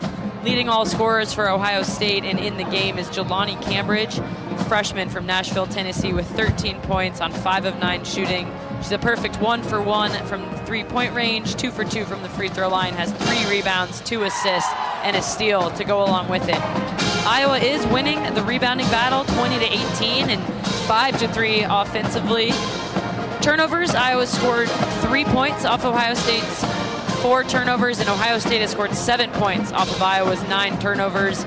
Even up in the paint, 10-10, and then number that is a little bit of advantage is Ohio State's bench good for 12 points, whereas Iowa's just 5. But really, you look at that second quarter, it was 12 points for Ohio State, 9 for Iowa. Very low scoring for both of these team standards, and really look to see an offensive push here coming out of the gates in the second half.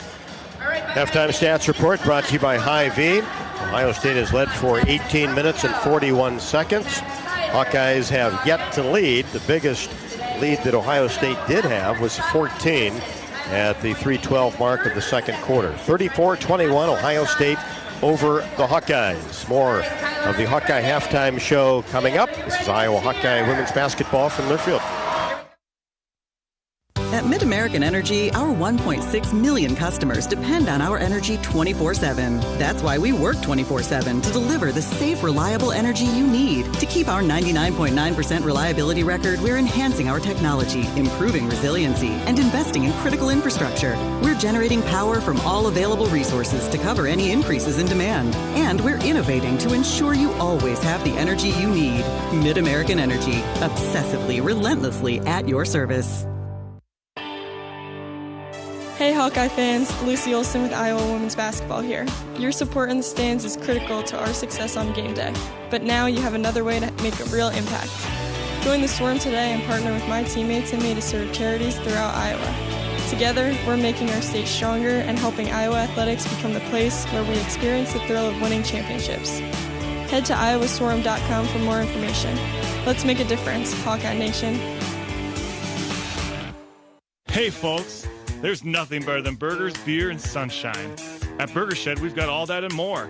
Try the pork banh mi sandwich with kimchi and teriyaki sauce, or triple your fun with the BS Mac, stacked with 3 buns with our signature BS sauce and homemade pickles. Wash it all down with a cold local brew, and don't forget to soak up the sunshine on one of our 2 patios with lakefront views. The only BS you need is the Burger Shed. Burger Shed, Bass Pro Drive, Altoona. When you want the best quality, safety, reliability, and savings, it's gotta be Honda. Save thousands with low 0% APR financing.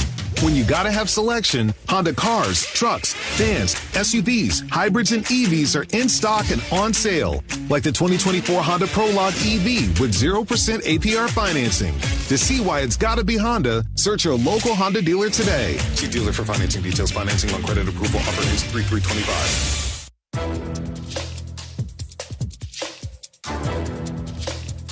This copyrighted broadcast is an exclusive presentation of Learfield under the broadcasting rights granted by the University of Iowa. Reuse of this presentation is prohibited without the expressed written consent of the university and Learfield. Announcers are provided by Learfield and approved by the university.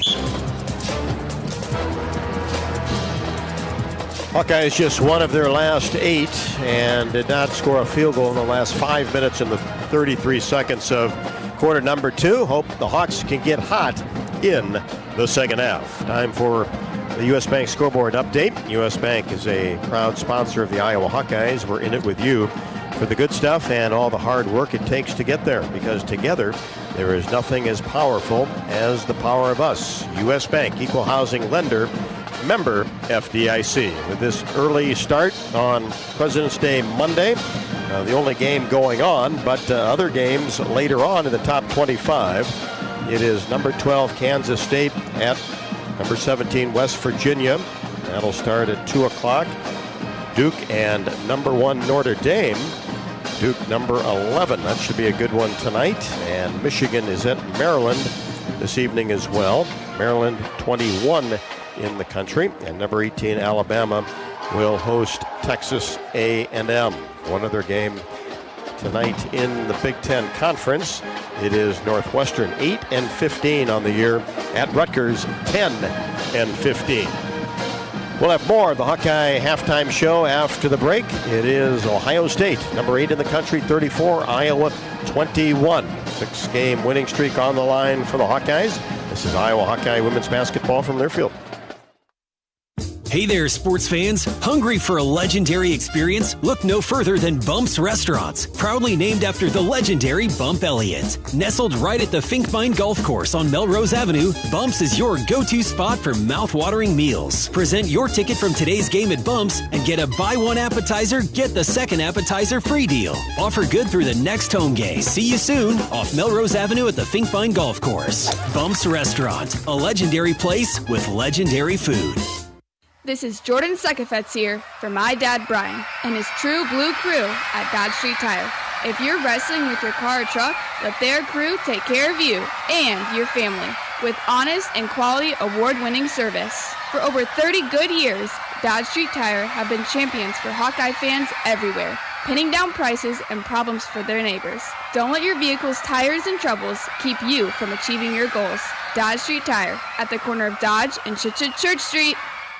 Hawk fans, be sure to visit and connect with the official local business partners of the Iowa Hawkeyes. The hotel at Kirkwood Center, Iowa's premier luxury hotel. The Jill Armstrong team with Skogman Realty, the area's premier realtor. Melrose Meadows, voted Iowa City's best retirement community. Tired of cooking, cleaning, or just being alone? Check out Melrose Meadows, voted Iowa City's best retirement community with underground parking, heated pool, and endless opportunities to stay fit and social. Visit melrosemeadows.com. At U.S. Bank, when they say they're in it with you, they mean it. Not just for the good stuff, the grand openings and celebrations, although those are pretty great, but for all the hard work it took to get there, the fine-tuning of goals, the managing of cash and workflows, and decision-making. They're in to help you through all of it, because together they're proving day in and day out that there is nothing as powerful as the power of us. Visit usbank.com to get started today. Equal housing lender, member FDIC, copyright 2024, U.S. Bank. Bucks were down 22-12 after one. Lost the second quarter 12-9. Trail 34-21 with both teams back out on the court getting ready for third quarter action. And the Hawkeyes will certainly have to do a much better job from the floor shooting-wise than they did in the first two quarters, 8 of 27, just under 30%. Hawk fans, enjoy your home away from home at Coralville's Homewood Suites and the Home 2 Suites by Hilton. Relax in spacious suites with free breakfast, 24-hour fitness center, pool, hot tub, and more. Perfectly located for your next Hawkeye visit. Appreciate everybody joining us along the Hawkeye Radio Network on this Monday afternoon. Flagship stations WHO in Des Moines, WMT in Cedar Rapids, the Varsity app, the Iowa Hawkeye YouTube channel, and our listeners on Sirius XM Radio this afternoon, channel 195. Let's pause 10 seconds for our station identification. You're listening to Iowa Hawkeye Women's Basketball.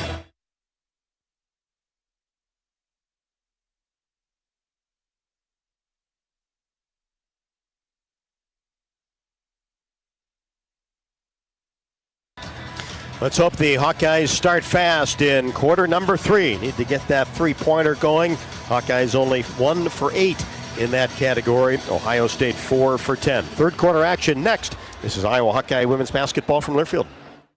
Hawk fans, be sure to visit and connect with the official local business partners of the Iowa Hawkeyes. The hotel at Kirkwood Center, Iowa's premier luxury hotel. The Jill Armstrong team with Skogman Realty, the area's premier realtor. The hotel at Kirkwood Center, a AAA 4-diamond luxury property located just a few minutes from the Eastern Iowa Airport and downtown Cedar Rapids. Whether you're visiting for business or pleasure, the hotel is happy to welcome you. To make reservations, visit thehotelatKirkwood.com or call 877-751-5111 for more information.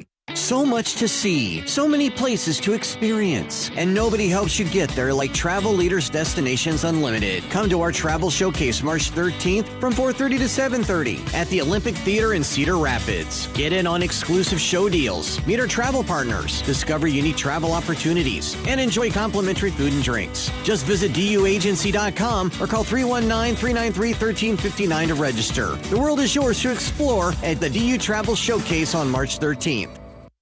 Did you know that UI ranks near the top of the EPA's Green Power Leaderboard with 84% of our energy coming from renewable sources? Now you can be a part of the team that makes it happen. The University of Iowa Energy Collaborative, with our partner, NG Iowa, is offering full-time positions in utility operations for our campus and hospital water, heating, steam, and distribution systems. Check out the jobs and apply at uiowaenergycollaborative.com. Our mission at Oak Knoll is to provide exceptional retirement living and health services through life care. I'm Steve Rowe, CEO. We are a not-for-profit life plan community and have served the Iowa City area for 58 years. Oak Knoll is located near the University of Iowa hospitals and clinics, Kinnick Stadium, Carver Hawkeye Arena, Hancher Auditorium, and downtown Iowa City. Visit our website at oakknoll.com to learn more. We are a proud sponsor of Hawkeye Athletics. Go Hawks! McMahon gets it in deep for Ohio State, can't score on the right block, and the Hawkeyes pluck the ball out of the air and bring it into the front court for their first possession of quarter number 3. Here's Stolke, right side, off the top of the key. about 20 feet away from the hoop, and then tried to get a late pass down inside to Lucy Olson, posting up, and the ball was knocked out of bounds. Touched last by Iowa. Both teams got a hand on it, and the Buckeyes will have their second possession of the third quarter. Ohio State on top 34-21. Petty back in there after 3 fouls in the first half. McMahon drives into the paint, goes to that left-handed scoop shot up and no good, and then commits a foul as Sydney Falter grabbed the rebound. Good job by Sydney against Cody McMahon, who had 5 points in the first 2 quarters. Yeah, that spin move that Sydney was expecting Cody McMahon to counter with when Sid jumps on her right hand. So good defense and then a good rebound. Iowa 2 stops in a row to start the half. Now try to get something going on the other end. Just got to get some points going. As Stuelke has an opportunity and drives it all the way in. Took it herself across the timeline. Nobody stopped her and gets an easy right-handed layup. Hannah with 8. And remember, Petty has those 3 fouls, so when Hannah gets to the rim, Petty does not want to foul her. Keep attacking the basket. 34-23. Hawks need a fast start here at the beginning of quarter number 3. And a big three-pointer by Gray. That's her first basket. High lofting three-pointer from the right side. Well, that's what Chance Gray is out there to do, is shoot threes, as Sydney Falter's fouled as she tries to cross half court by Jelani Cambridge. And Chance Gray's father, Carlton Gray, played in the NFL, was my travel basketball coach through most of high school, and Chance was 4 years old when I met her. She was always at our practices running around and getting shots up even at that age. So really a cool story to see her now in her home state. Could even shoot it then, I suppose, huh? She could. He is strong and she was strong. She's a little bulldog as a 4-year-old. Cambridge picks up the foul, and then Feuerbach racing down the right side of the lane beat Gray. And the foul will be called on Chance Gray. So the Hawkeyes doing a good job early third quarter attacking the rim. Stuelke got a bucket, and now Kylie Feuerbach rewarded with 2 free throws. First one perfect. That's her first point, and that pulls the Hawkeyes to within 13, 37-24. Attacking the rim for high percentage shots is a great strategy, and then when you get to the free throw line, you have to convert, which Kylie just did there, 2 for 2 from the line. So now some stop and scores together. Hawkeyes just 4 out of 8 from the line in the first 2 quarters. Almost 2 minutes into the third quarter. Here's Taylor Theory on the right side.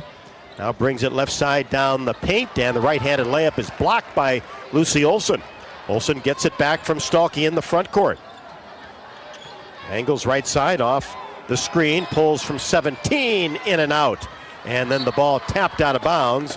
Touched last by Asia Petty going after the rebound, and the Hawkeyes will get another opportunity. Well, that's a great look for Lucy. A mid-range jumper off the ball screen from Hannah, and those are shots that have been going down for Lucy at a high clip over these last few games, so continue to attack in that same way. Hawks have had a lot of shots just dip in and pop out. Olson has it on the left wing, drives toward the block and flips it off for Hannah Stuelke, and an easy right-handed layup by Stuelke, and she gets into double figures with 10 and lost her left shoe. And she's going to run back and play defense and somehow get that shoe at least partially on. Well, she even signaled the official, Tim Daly, that she didn't have a shoe. He said, sorry, too bad. And almost just got a steal, and now we've got a bump in the paint near the elbow, and that's going to go against Kylie Feuerbach against Cambridge. Cambridge does use that off arm to create some space, maybe a little bit of a push off, and again that goes against Kylie Feuerbach, her 3rd personal foul, which could change the complexion of that defense on Jelani Cambridge here with 7 to go in the third quarter. Hawkeyes have pulled to within 10, 7:16 left to go in the third. Kylie will stay in the game. Ohio State tried to inbounds the ball along the baseline, then had to almost throw it away, but then dug up by Petty. Her layup is no good, and another rebound taken down by Sydney Falter. Gets to Olson, layup good, as Lucy Olson took it from the right side of the paint, and an easy layup, and the Hawkeyes playing with some good pace to start. Absolutely, great attack after the turnover from Ohio State, and Lucy did a great job attacking, getting a step on her defender, and then Hannah Stolke did a great job of sealing off her defender in the paint so that no help side defense could be provided. It was kind of like a screen without it really being a screen, like a good tight end there in the backfield helping her out. And Kevin McGuff with the called timeout, he had seen enough of this Iowa push as they cut it to 8. On a 6-0 run, the last 117, as Iowa's outscored Ohio State to start the third quarter 8-3. With timeout on the court, it is Ohio State 37, the Hawks 29, climbing back into it with 6:57 left to go in the third. This is Iowa Hawkeye women's basketball from Learfield. Oh, I can't even think about cooking tonight. I am so exhausted. You know what? I'll just grab Quick Star for supper. It's easy and everyone likes it. Plus, I need gas anyway. 2 birds, 1 stone. And it's so affordable. With my rewards card, I'll save even more. Yes, I am winning tonight. Wait, the kids are totally going to want dessert. I'll grab some of their chocolate chip cookies. Maybe for later or, for the drive home. It's fine. Life's busy. Quick Star's got you. Food's here. Lacier Graphics and Signs provides big signs, bold graphics, and beautiful results for Hawkeye athletics around Kinnick Stadium, Carver Hawkeye Arena, and throughout campus. Lacier Graphics and Signs helps build your brand through custom graphics, signage, and video displays designed to specifically tell your story and grow your business in a big way. That's Lacier Graphics and Signs, a preferred graphic and signage provider of Iowa Hawkeye athletics. Visit them online at lacier.com to see how they can bring your big ideas to life. Hey folks, this is Jeff Grunder from the Machine Shed. We're all about comfort food at the Machine Shed. Indulge in our classic fried chicken, which is prepared with our own secret spices. Or try our Cattleman sirloin tips, featuring certified Angus beef, served with our famous mushroom stuffing that has onions and Swiss cheese, all topped with a garlic herb sauce.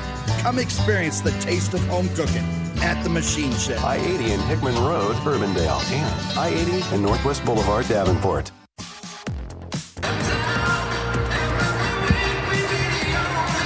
Hawks on a 6-0 run, back in it, 37-29 with 6:57 as that transition game has got some offense going for the Hawkeyes. Hawk fans, join head coach Jan Jensen and me for Hawk Talk, presented by Oaknall. We are live from the Watermill Kitchen and Bar inside the Hyatt Regency in Coralville. Hawk Talk with Coach Jensen takes place weekly from 6 until 7, and we will be there tomorrow night. Catherine had a good time there last week, and we'll do it again on a Tuesday night. And come on out and join us. Only 3 more shows, so goes quick. It really does. It's kind of crazy. You think about sitting here at these games in November, and these, Ohio State on February 17th feels so far away. And then next thing you know, you're here, and it's already halfway through the basketball game. I don't know how time works, but it really feels like a time warp most basketball seasons. Hawks back out on the court.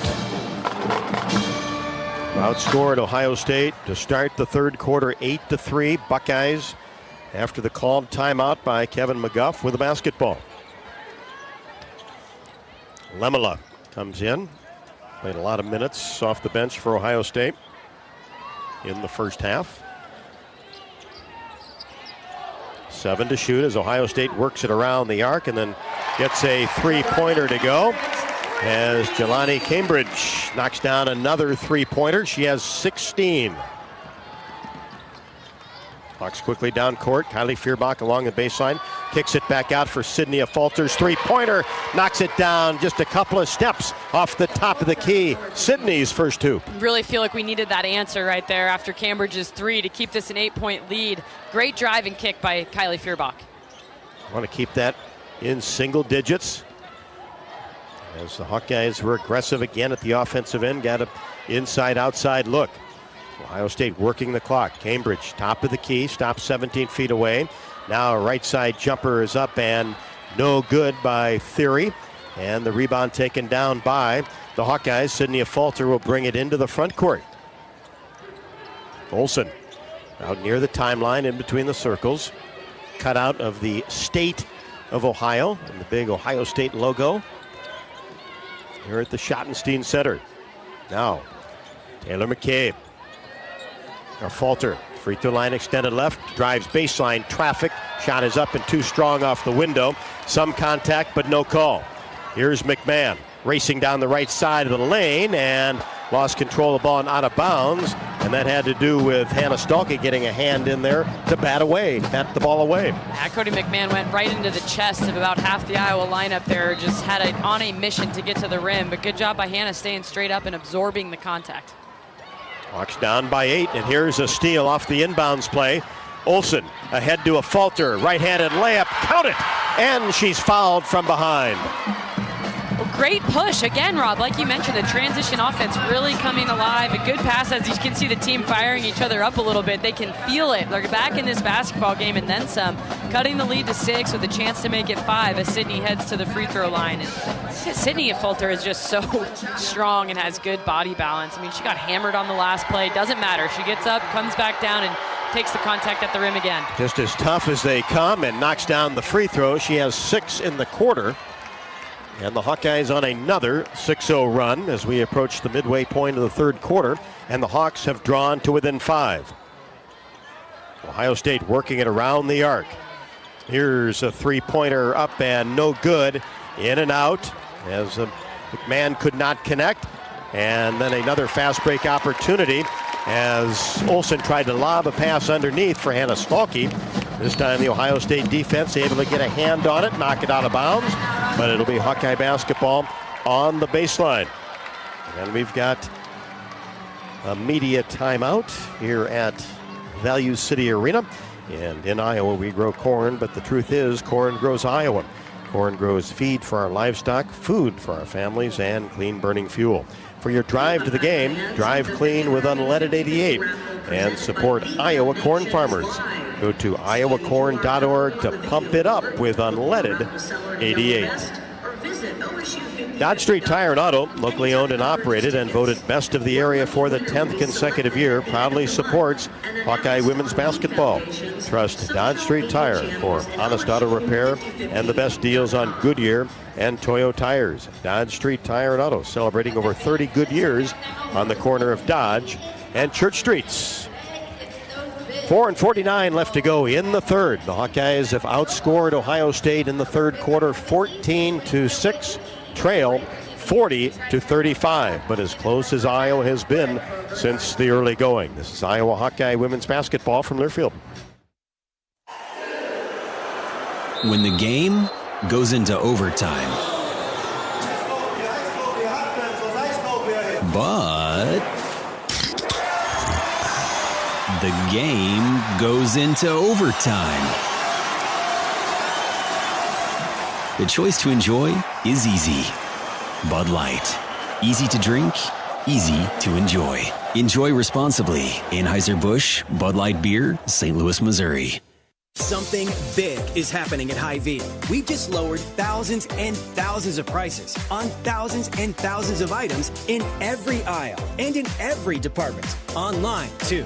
And on many of your favorite products. We've even matched prices with some of the biggest discount stores in the country. Because we get it, times are still tough. So we'll continue to work hard to bring you new lower prices on thousands of items. Things are looking different at Hy-Vee. Come see for yourself.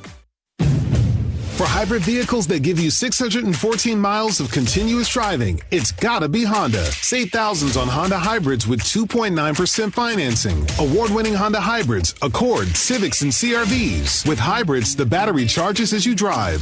Like the 2025 Honda Accord Sport or Touring model. Now with low 2.9% APR financing. To see why it's gotta be Honda, search your local Honda dealer today. See dealer for financing details for well-qualified buyers. Offer ends 3/3/25. You're listening to coverage of Hawkeye women's basketball, powered by the University of Iowa Energy Collaborative, empowering Hawkeyes to do energy right. Much better shooting numbers to start the third quarter for the Hawkeyes. 5 out of 7, that's 71.4%. And knocked down a three-pointer and all 3 free throws, and that's the reason the Hawkeyes have climbed to within 5. The defense has been there the entire game. Ohio State scored 22 in the first, but then only 12 in the second. So far, only 6 through a little over 5 minutes in quarter number 3. Yeah, and so much of that energy, I think, comes when you're seeing the basketball go in a little bit on the offensive end. It fires you up on the defensive side, and that's not to say that Iowa's D hasn't been good all day, like you mentioned, but there's just a little pep in your step when you're getting rewarded at the other end, as they have been thus far in the third quarter. Amazing how that goes when the ball goes in the hoop.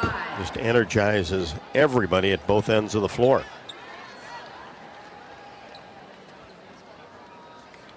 Shots for Lucy Olson. So the last foul going to be called on Theory. Olson at the free throw line. Can't connect on the first. Too strong.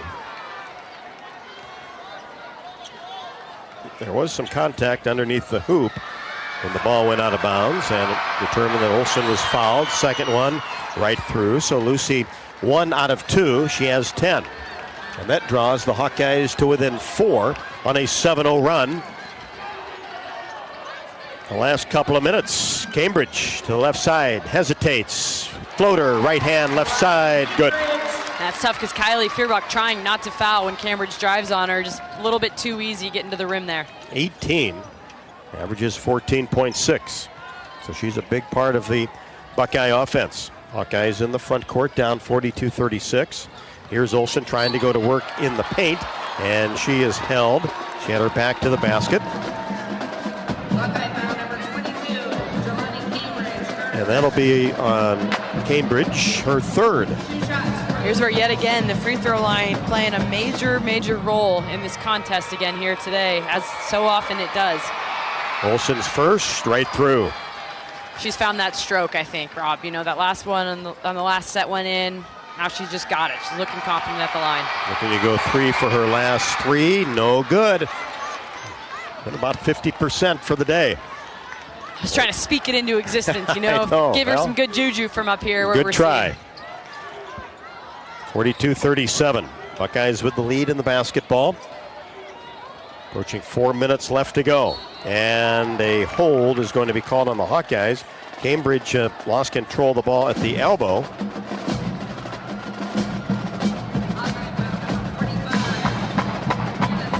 That'll be the second on Stalkey. And ball possession for Ohio State along the baseline.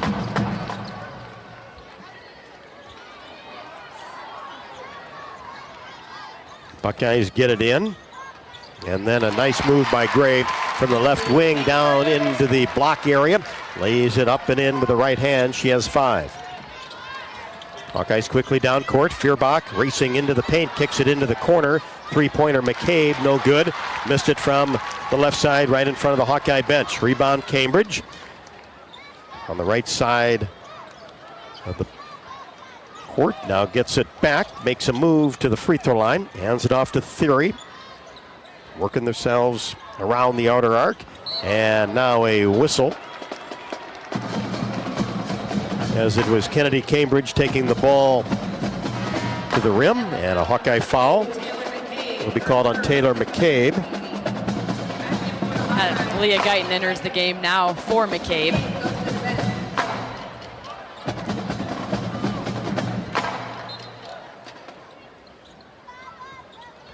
Ohio State gets it out to Lemela.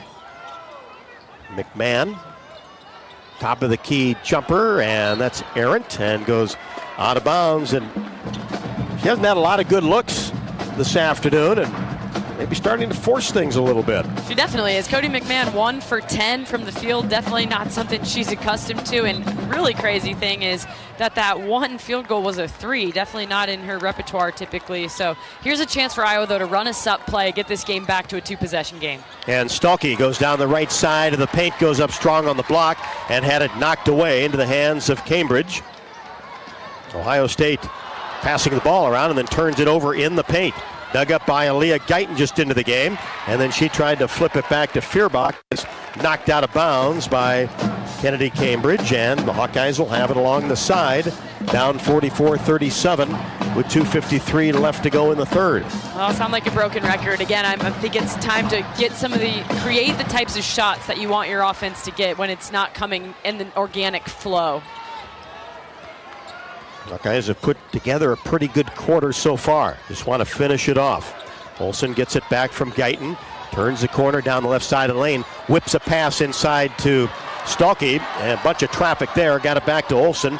Now back to Hannah. Tries to spin in the paint. Lost control of it and out of bounds over to the Buckeyes. Yeah, a couple of consecutive empty possessions for Iowa. Had some chances as they're creating stops on the defensive end of the floor, but have gotten a little stagnant after that run we saw a few minutes ago. Cambridge across the timeline. Guyton comes out on her. Now Lemela inside the three-point arc, dribbling toward the top of the key. Back to Cambridge, down the left side of the lane, and a reach will be called on the Hawkeyes as she was about ready to go up for a shot on the left block.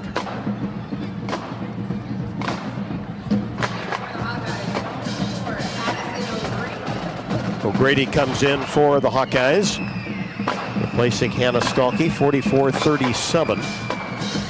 Ohio State with the lead, 2:17 left to go in the third.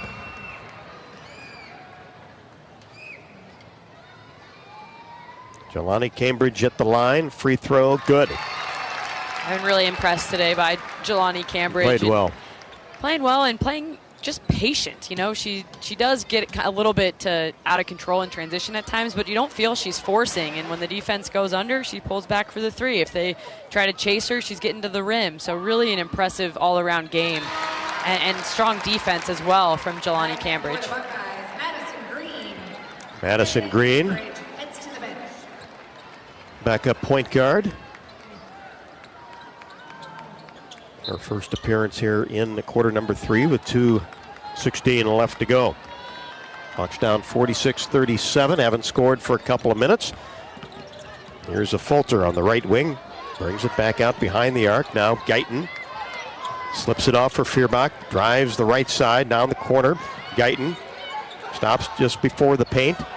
Reverses it to Olsen for 3. Left to the top of the key. No good. Over the top of the glass and out of bounds. Ohio State basketball, 1:54 left to go in the third. The Hawkeyes down 46-37. Iowa really never broke the plane, and what I mean by that is they just played around the perimeter for that entire nearly 30 seconds. No pressure at the rim for the Buckeye defense. Cambridge turns the corner, slips it off to McMahon, left wing, dribbles into the paint. Now back to Madison Green. Cambridge, top of the key, angles to the elbow. Now McMahon out behind the three-point arc. Right wing, Theory, cross court. Now Green gets it into the paint, lost control of the ball. Dug up by a Fulter, and then Green the foul against Sydney Fulter, which might have been a fast break opportunity for the Hawkeyes as she pushed the ball ahead to Aaliyah Guyton. Yeah, that's what's too bad, is it looked like it may have been a numbers advantage for Iowa going down in transition. Good news, though, is that Iowa is in the bonus, so this will send Sydney Fulter to the line for 2 free throws. As long as she can convert, no harm done there, and good defense by the Hawks again, forcing another Ohio State turnover. Asia Petty, 6'3" post player, back. Been in foul trouble most of the day. So Sydney Fulter at the free throw line. First one is up and good. Sydney with 7, all in quarter number 3. And that pulls the Hawkeyes to within 46-38. Second one, got it.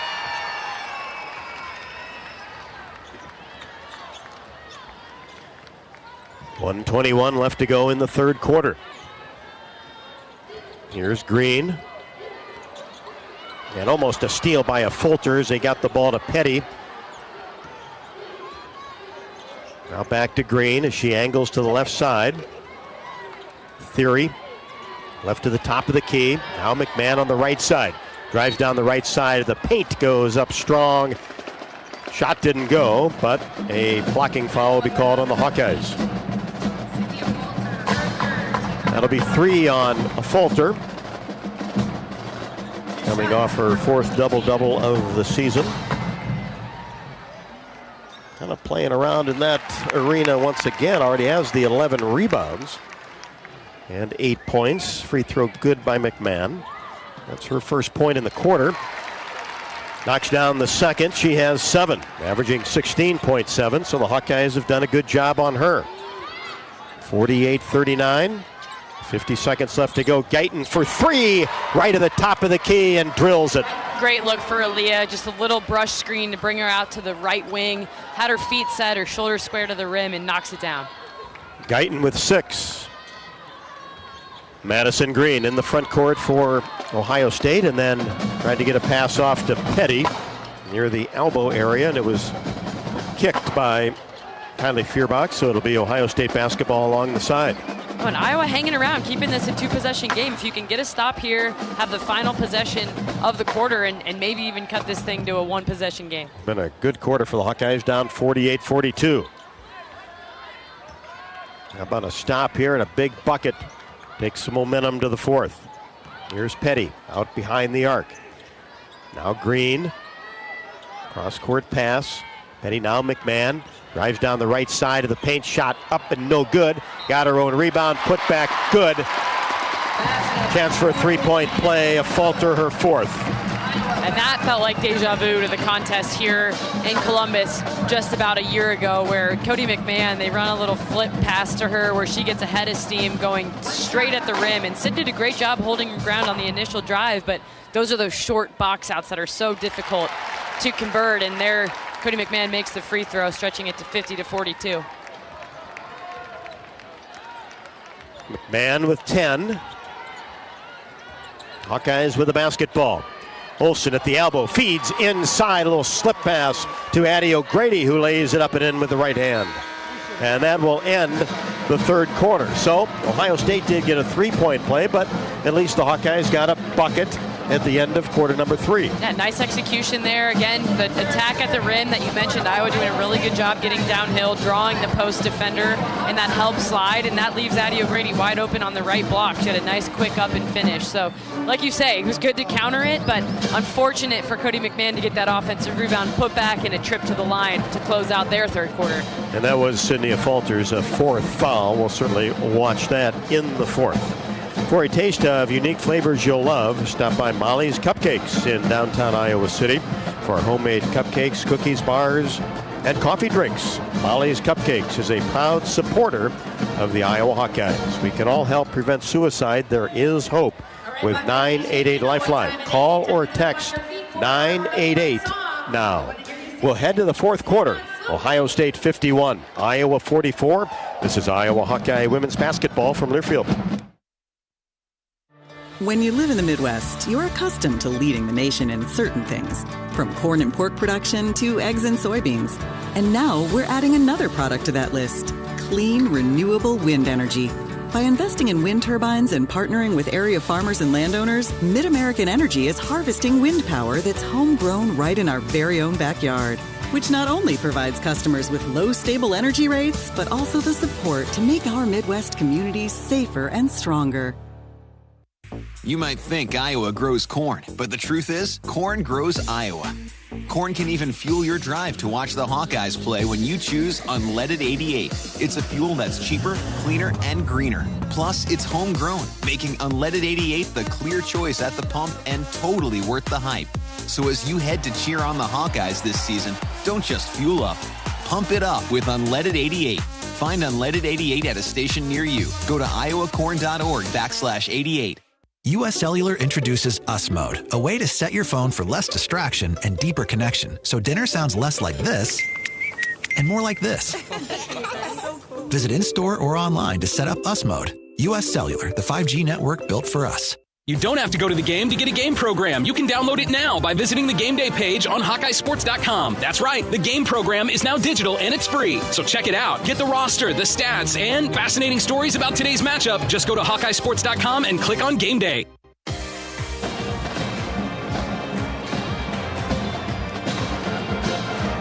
Well, the Hawkeyes did a lot of good things in the 3rd quarter. Outscored Ohio State 23-17, and that was key, Catherine, because now you've got a shot here with 10 minutes left to go. 51-44. Hawkeyes down to the Buckeyes, but it was 34-21 at intermission. By far the best quarter of the game so far by Iowa. It's a complete game. That was on the offensive end of the floor, definitely, but defensively as well. 23 points for the Hawks in that 3rd quarter relative to the 9 that they scored in the 2nd, and these shooting percentages have massively improved. Shot 58% from the field, 50% from 3.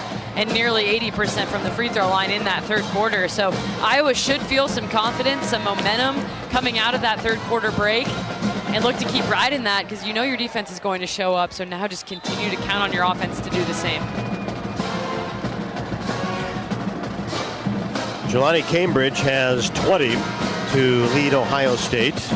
Kennedy Cambridge with 11 and Cody McMahon 10, the three players in double figures. Jelani Cambridge has a season high 31 against Cleveland State back in November. Hawkeyes start the quarter with a basketball. Here's Lucy Olson, Leah Guyton, who hit a big three-pointer in the third quarter. Tegan Mullaney in there. Drops it inside to O'Grady in traffic. Kylie Feuerbach slicing to the basket and somehow gets it to go. Flipped it behind her head. And O'Grady's a great passer. What an assist. Kind of a no-look bounce pass through the traffic in the lane. And Kylie, like you say, a circus finish as she has so frequently done this season. Yeah, there was some traffic there for sure. Two gray jerseys right there. Cambridge drops it in. And Ohio State kind of did what the Hawkeyes did. Nice interior pass to Lemela. And she has 5 points. And then Kylie Feuerbach answers with a big-time three right in front of the Hawkeye bench. How about that? Kylie feeling it. Cuts it to 4, Rob. The Hawks can feel it. A little momentum out of that quarter break. Feuerbach with 7. All in the third and fourth quarters. And then an offensive foul will be called on Ohio State. Here's definitely where Hawks are all looking over to the bench for a set play from Coach Jan Jensen, and you go to something that you have a high success rate on this season for your set in this type of situation. Lemela, her second. Hawkeyes with the basketball. Inside, O'Grady goes to work with the left hand. Couldn't get it to go. Bounced off the back of the bracket and came over the front of the rim. 53-49. Buckeyes with the lead in the basketball, just underway, fourth quarter. Ohio State in no hurry, working the ball around the arc. Now Lemela deep in the corner at 6'6", 9 to shoot. Into the paint, shot is up and no good by Cambridge. Rebound Tegan Mullaney. Gets it ahead to Olson. Olson at the top of the key, flips it back to Mullaney, and she travels. That's the second time that type of travel has been called today on the Hawks, where the player sort of 2-foot hops on the catch and then takes another step before they put the basketball on the ground. And I think we got maybe Kylie for that earlier and now Tegan. Just unforced errors. 28 feet from the basket. Ohio State with it. And as Lemela had it at the top of the key, we've got a whistle underneath. Well, Jelani Cambridge came across the paint to set a screen, and Tegan Mullaney never saw her, turned right into her, and on that contact was called for the foul.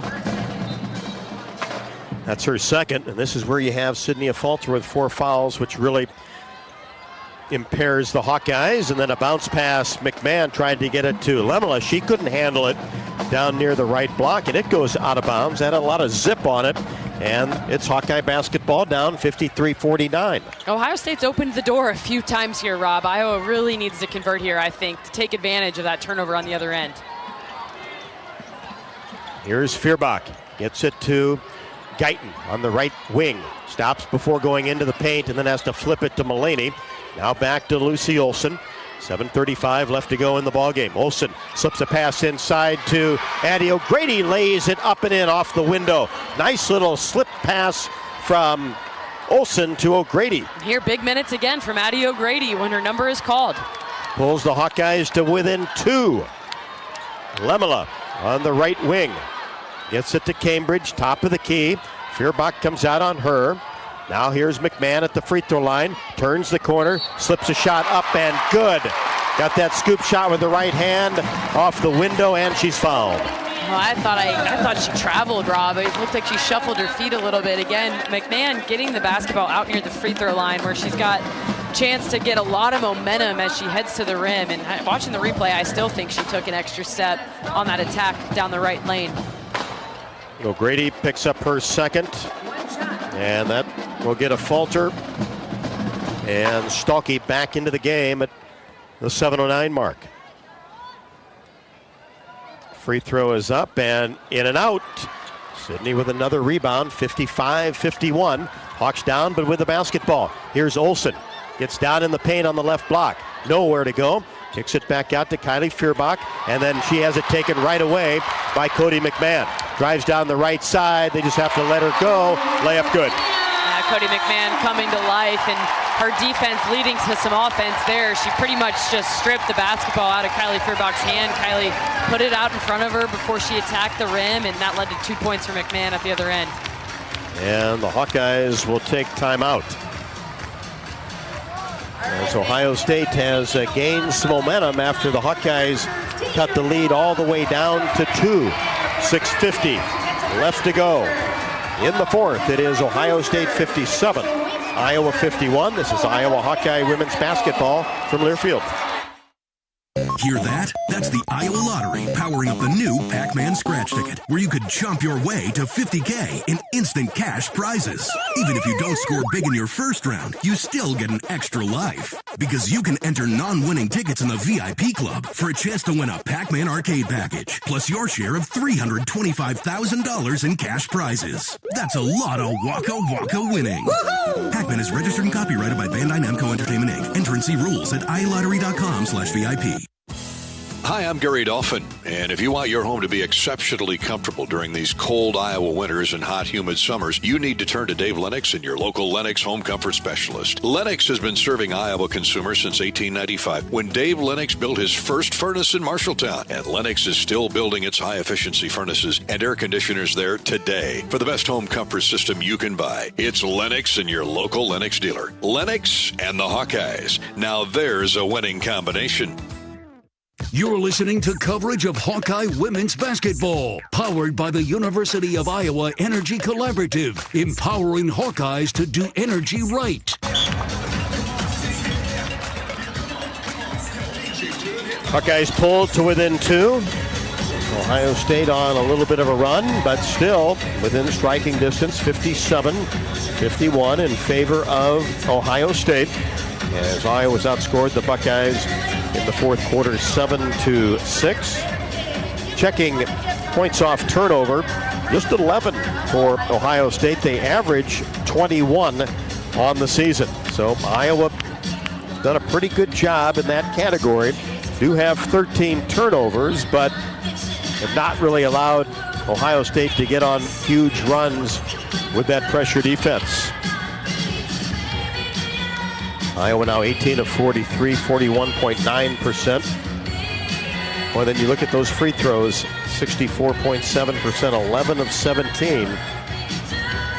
Hawkeyes on the year at 71%. This game would be just a little bit tighter, probably a one-possession game for sure. That's been the story a few times. You know, that being said, there's still a lot of basketball left here to play. I think that was a smart time to call the timeout for Coach Jensen. While things are still well within reach, still a two-possession game with a 6-point lead for Ohio State, but she was starting to feel maybe a little bit of uncertainty on the offensive end for Iowa. But keep your foot on the gas, continue to play good defense, and finish every possession with box outs, because Ohio State is missing shots. You know, no question they are. They're hot right now in this fourth quarter, but they'll miss some shots. You got to finish, especially the short box outs, when you have Cody McMahon getting a little bit of momentum and riding some of her own energy right now. But she's going to attack. There's no doubt about it. She is not afraid to take the basketball to the rim in crunch time. And Ohio State on the game, 42.2% from the field. 45.2 on the season. And it is Hawkeye basketball, remember. Sydney Falter with 4 fouls. Kylie Feuerbach with 3. Both on the court. Here's Olsen on the left wing. Drops it inside to Stalky. Goes to work in the paint. Kicks it right side Guyton. Now back to a Falter right at the top of the key. Hawks working the ball around the perimeter, down 57-51. Now Olsen on the left side. In the corner, a Falter for 3, in and out. Boy, had a good look. Theory the rebound. And a spot she's been really effective from in the last several games. Theory now turns that basketball over. She was kind of out of control in the paint and then brought it to the left wing. Tried to kick it back to the point, and the ball went across the timeline. Buckeye turnover, Iowa basketball down 6. There they go. They kindly opened that door again for Iowa to take advantage of a Buckeye turnover. Here is Olsen on the left wing. Brings it to the top of the key into the paint, all the way to the rim. Has it blocked by Lemela, but gets it back. Now Feuerbach, top of the key, 3, drains it from straight away. All right, Kylie stepped right into it and knocked it down with confidence. That's something you love about Kylie's game, is really she's unfazed by what's happened earlier. She just steps into that one with confidence. Missed a couple early that looked good, didn't go in, and now Kylie with 10 points. Pulls the Hawks to within 3. Ohio State working the ball around the perimeter. Lemela hands it off to McMahon, stops at the free throw line, and then almost turned it over again. Finally dug up by Ohio State, and a desperation 3 left side, no, by Gray, but a weak side rebound taken down by Ohio State. They'll get 20 seconds on the shot clock. Well, you certainly don't want to start giving second chance opportunities. Here's down the left side of the lane, left-handed layup is up and good. And then the Hawkeyes turn it over in transition. Feuerbach couldn't handle it along the sideline. The ball goes out of bounds, back over to Ohio State. And like you said, second chance points, those are backbreakers. Lucy did box out Taylor Theory, but Taylor just jumped over and was able to grab it, and those count as second chance points, even if they come 15 seconds later as Chance Gray attacked on the left side. 59-54. Theory hands it off to Kennedy Cambridge in between the circles. Now drives down the right side of the lane. Scoop shot is up and no good. She got underneath the basket. No chance for it to go in, but a Hawkeye foul. Stalky picks up her third. And Kennedy Cambridge will be at the free throw line. Yeah, Hannah really swung down. I don't know how much contact there was, but when officials see that downward motion like that, it's almost always going to lead to a whistle. First free throw by Kennedy Cambridge is good. Second one right through.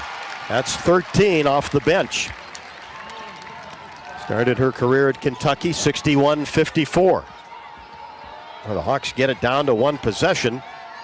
Just have not been able to get over the hump as far as getting a lead. Here's Guyton, fakes a 3 top of the key, drives down the left side, kicks it back out to Olsen. She drives and nowhere to go. Got the ball back after tossing it up toward the rim. And a tie-up situation. And the possession arrow will give the ball to the Buckeyes. Yeah, Lucy, I think, got into the paint without a plan. You know, she got to the rim and wasn't sure if she wanted to shoot it or pass it, and then kind of did a little combination of the two. So Ohio State, as we approach 4 minutes left to go in the ball game, with the ball. And here's a pass underneath the Theory. And now back out to McMahon. Ohio State almost lost it out of bounds on a couple of occasions.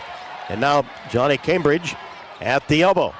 Now McMahon, free throw line, spins, fadeaway jumper outside the paint is good from 10. That's a tough shot, and it's why people look at Cody McMahon as a potential WNBA player, is that kind of ability to off balance, so strong that she can still hit from 14 feet.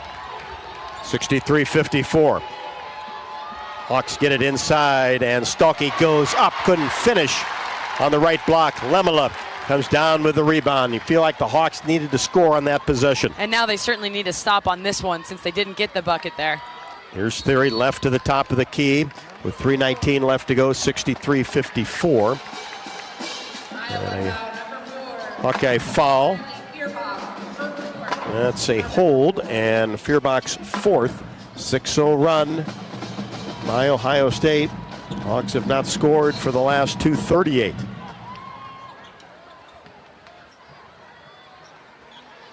Buckeyes get the ball in. Cambridge gets it back from Lemela. Now makes a move on the left side and drops a bounce pass inside to Lemela, and she had to go down and get it. Couldn't quite come up with it. And the ball goes out of bounds along the baseline over to the Hawkeyes. And that's a long reach when you're 6'6". It's a very long reach. Not that I'd know anything about that, but it is certainly that bounce pass way too low in the paint. And the 11th turnover of the game for these Buckeyes. Well, we'll assume it's a long way down there. Here's Guyton, free throw line extended right. Drops it inside for Stalky along the baseline. Left side, Feuerbach dribbles into the paint, spins, goes up with a left-handed scoop shot, and somehow gets it to go from outside the semicircle. Oh, and I love the way Coach Jensen approaches these refs. She's begging for the foul call. They give her an explanation. She says, yeah, okay, I understand that. All right, fair enough. 63-56. Cambridge angles left side. Now here's McMahon. Left wing drives it in on a falter. Floater is up and good right over the front of the rim. Now, and that's that head of steam that McMahon gets, and Sid's kind of on an island. And then Olsen tries to get it back with a little scoop shot from the middle of the paint of her own and draws the contact and will shoot two. Well, I like the attack, and again, the transition offense where Iowa doesn't allow Ohio State time to get their defense set. But what we haven't seen from Ohio State really at all in this fourth quarter is their full court press, and that's a nod to the way that Iowa was able to break it throughout the course of the first half. Lucy misses another free throw. Bounced on the iron a couple of times, fell off the left side. Olsen 3 out of 7 from the free throw line, looking for her 12th point. And it's good. Got this one to go. 65-57. 2:11 left to go. And now Ohio State is certainly going to run clock as we approach 2 minutes left to go.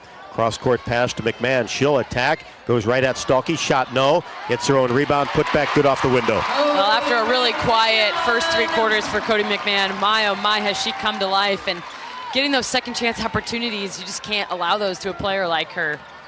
Olsen drives down the left side of the lane and has it taken away in transition. And that's a good fast break by Ohio State. Kennedy Cambridge finishes, and she has 15. Timeout. Hawkeyes down 69-57 with 1:31 left to go. 30-second timeout taken by the Hawkeyes. Ohio State now 5 of their last 6 ran that break to perfection there. At the game or at home, Wimmer's premium quality hot dogs and sausages will score with family and friends. Take the highest quality beef and pork, combine it with natural spices, and you get the best tasting Midwestern hot dog. Wimmer's, the official hot dog of the Hawkeyes. The University of Iowa Energy Collaborative is proud to be the presenting sponsor of Hawkeye women's basketball this season, empowering Hawkeyes to do energy right. Learn more at uiowaenergycollaborative.com. 69-57. Hawks on a couple different occasions made this a one-possession game, but then you credit Ohio State. They answered every run the Hawkeyes threw at the Buckeyes here in the third and fourth quarters. It's turned into the Cody McMahon show. You know, for the first 20 or so minutes, Jelani Cambridge was doing everything, and now all of a sudden, Cody McMahon, after being 1 for 10, now has 20 points on 7 of 18 shooting. So, I think that's the difference maker in this fourth quarter. Yep, she only had 5 at intermission. Here's Guyton, three-pointer left wing. Count it. Nice high arching jumper that drops right through. All right, there we go. Now a little defensive pressure, force another turnover. The Hawks have some life. 3-possession game, down 9. And a trap by the Hawkeyes out near the hash mark results in a foul. That'll be the 4th on Stalky, so she'll join Sydney Falter with 4 personal fouls. And free throws for Ohio State's Jelani Cambridge, who also has 20 points. So 40 of the Buckeyes' 69 from Cambridge and McMahon. As the free throw is no good on the first attempt.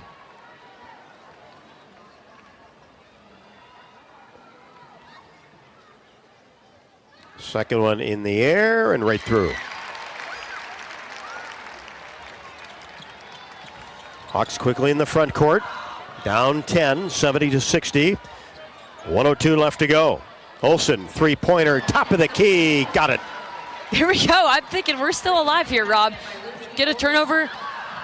And a backcourt foul on Kylie Fierbach. That's going to be a block right in front of the Iowa bench. And that'll be 5 on Kylie, so she'll sit down with 12 points, all in the third and fourth quarters.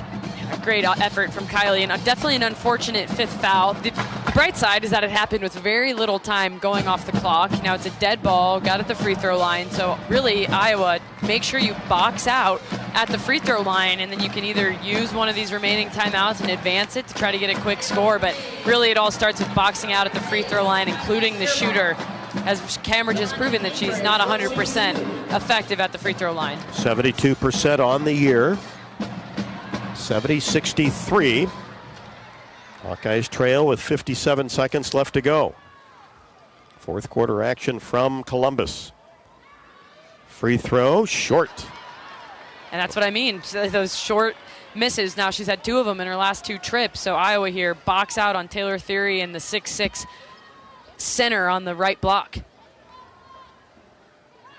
Second one is in the air, right through. It's 22 for Jelani Cambridge. And now Olsen in the front court. Hawks down 71-63. Gotta hurry. Inside, Stalkey goes up strong. Couldn't get the layup to go in traffic. Too strong, and then a steal at midcourt. But a foul will be whistled against the Hawkeyes against Cody McMahon. Third on Olsen. Oh, man, that looked like a pretty clean pick there, that steal. I didn't even hear the whistle, Rob. I don't know if you did, but it kind of the sound got drowned out. The Iowa players looked stunned. And even going back earlier than that, I thought Hannah Stolke took a hit from the help side defender, Kennedy Cambridge, coming across the lane, but no whistle there. There really was no official in position to make that whistle, I don't think. Cody McMahon at the free throw line, sinks the first. Misses the second. McCabe with the rebound. Across the timeline in the front court. Gets it to Guyton. Top of the key. Now Olsen on the right side. Kind of trying to create some space and fires up a three-pointer. Free throw line extended right, and it's all net for Lucy Olsen. She has 18. Timeout Hawkeyes now 72-66 with 31.7 left to go. Now the Hawks are just playing and shooting threes, making them go down. And it's kind of like the 2-minute drill in football where all of a sudden, you know, although this is a little less scripted, I would say, and Iowa trying to get up threes and sinking them. So keeping this interesting, 72-66 with 31 seconds to go. And Ohio State has been about 50% at the free throw line. That has helped. And the Hawkeyes have got hot here down the stretch, making 4 of their last 5 from the field.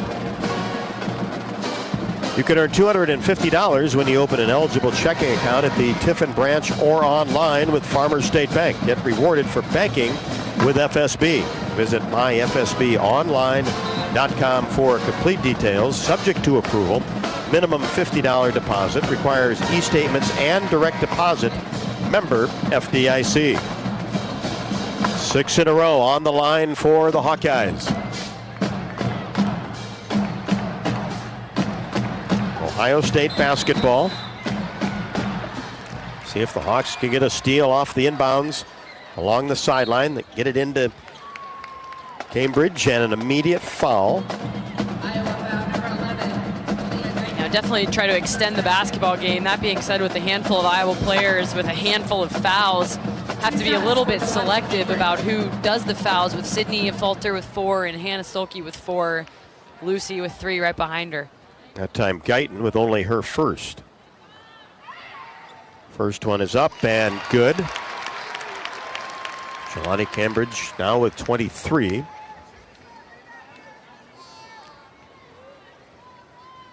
(73-66) Buckeyes.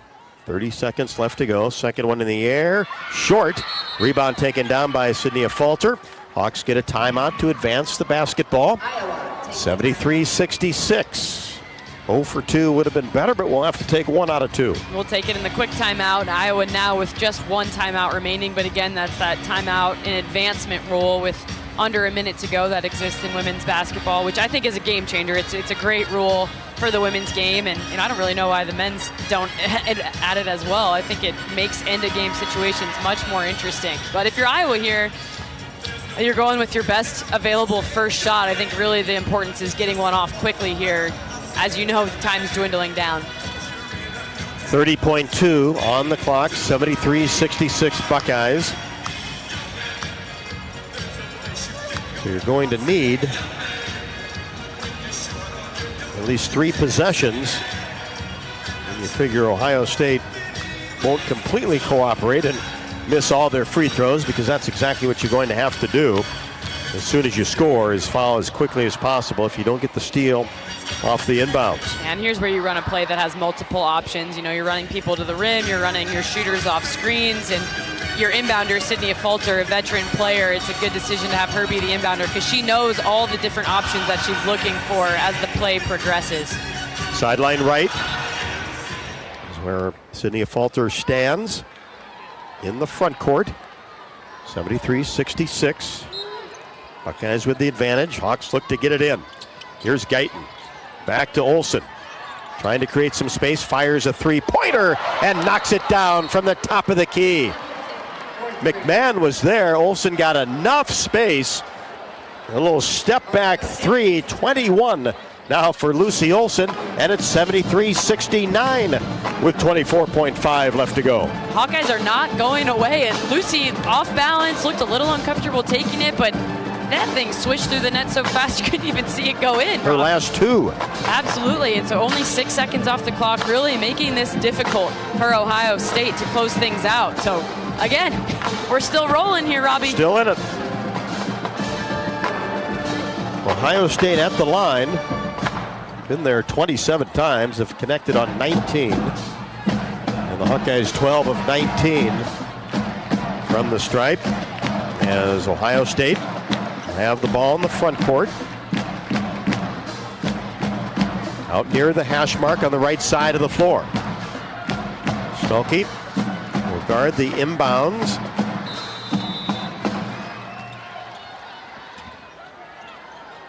Ohio State looks, and it's a steal by Stolke off the inbounds pass. Gets it to Lucy Olsen. Fires a three, top of the key. No good off the left side of the rim. A Falter the rebound. Put back off the glass is good. And she's fouled. And the Iowa bench loves it. Sydney Falter, how many times has she come up big with offensive rebounds? Not to mention that that's her 14th board of the game. But unbelievable second effort there. After a heads-up first initial attempt by Lucy to get the shot off quickly. 73-71 with 16.1 left to go. Falter with a double-double at the free throw line. Shot is up and perfect. Timeout, Ohio State. Hawks have pulled to within 1 with 16.1 ticks of the clock remaining in quarter number 4. Unbelievable, and a little bit of momentum can get you, Rob. And you know, starting with the beginning of the third quarter, it just felt like a different Iowa team coming out of the locker room. You know, call it what you want in that first half. It is tough to play at noon on the road, you know, and so I'm not making excuses, but I do believe that, especially when you're not used to that time of day for games. So anyway, it doesn't matter. Hawks came to life in the second half and now are looking at a 1-point ball game with 16 seconds to go. As close as the Hawkeyes have been since the first quarter. Now, like you said, a few different times, cutting it to 2, cutting it to 3, and then, you know, Ohio State extending that lead again to 9 here, 11 there. So really amazing pursuit that Iowa has had to bring it back here to a 1-point game. And the way, like you say, that Ohio State's been shooting free throws, sending them to the free throw line is not a bad strategy, especially now that you're only down 1. No, got a steal off the last inbounds attempt for Ohio State. How about this? Hawks on a 6-0 run the last 8 seconds. Yeah, how about that? 6 points in 8 seconds. I don't see that very often, more than a point a second, and that's what happens when you knock down threes. And then, you know, Sydney Falter and her just resilience, persistence on the offensive glass, and she's such a leader for this team, and man, couldn't be prouder of the way Sydney has shown up game in and game out, leading this Iowa team. 16.1 left to go. Ohio State will spread the court. Inbounds it. Near the hash mark, right by the Buckeyes bench. Stolke got the last steal. She can get a hand on the ball on the entry pass, and just about did again. This time batted it out of bounds. Well, Madison Green's the inbounder for Ohio State. She's now maybe 5'8". She might have taken a step. I think she did, and I think unfortunately that official maybe was a little bit blocked from it. But I agree, it looked like Madison Green, the inbounder, took a step, which would be a travel in this situation. You know, she's static there on the sideline, and maybe even would have put her foot on the line. The Hawkeyes do have the possession arrow in their favor. 15.6 left to go. Hawkeyes down 1, 73-72. Ohio State trying to inbounds the ball along the side. It's pressure for Madison Green. She's got her head coach standing right there about a foot away from her. And the wingspan of Hannah Stolke active. As she looks, lobs a pass toward McMahon, and a push is going to be called. That's going to go against Leah Guyton and bring Cody McMahon. That was a pass toward the baseline, but the nice thing is, after the pass was complete, Guyton fouled as soon as possible, so now you've got 14.9 on the clock. Cody McMahon is 68% free throw shooter on the year. And the first one rolls in, hit the front of the rim and drop through. Hawkeyes must box out Cody here. Send 2 to the glass and then get 1 on her as well. Get a body so if she misses. And she missed it, and the ball tapped out of bounds. Touched last by Lemela, going over the top of Sydney Falter in a 2-point basketball game. Timeout. And it appears the officials will review to ensure that that was actually off of Ohio State and that it's Iowa basketball here. Officials are going to review. It certainly looked like it. 74-72. Ohio State with the lead. As of right now, Hawkeye basketball.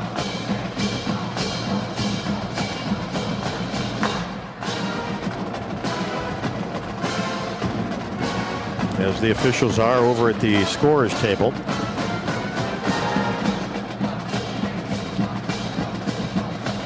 All plays under review are brought to you by Athletico Physical Therapy. Aches, pains, or injuries keeping you on the sidelines. Athletico's movement experts are here to help you turn your setbacks into comebacks and create a personalized game plan for your recovery. With no prescription or referral needed, Athletico Physical Therapy is where your comeback story begins. Yeah, so if you're in this Iowa timeout, of course you're talking about what you want offensively, but you're also talking about in the event that they do rule at Ohio State basketball, you're talking about your defense and then what you're going to come back and do with less time on the clock. Hawkeye basketball. Let's pause 10 seconds for station identification. You're listening to Iowa Hawkeye women's basketball.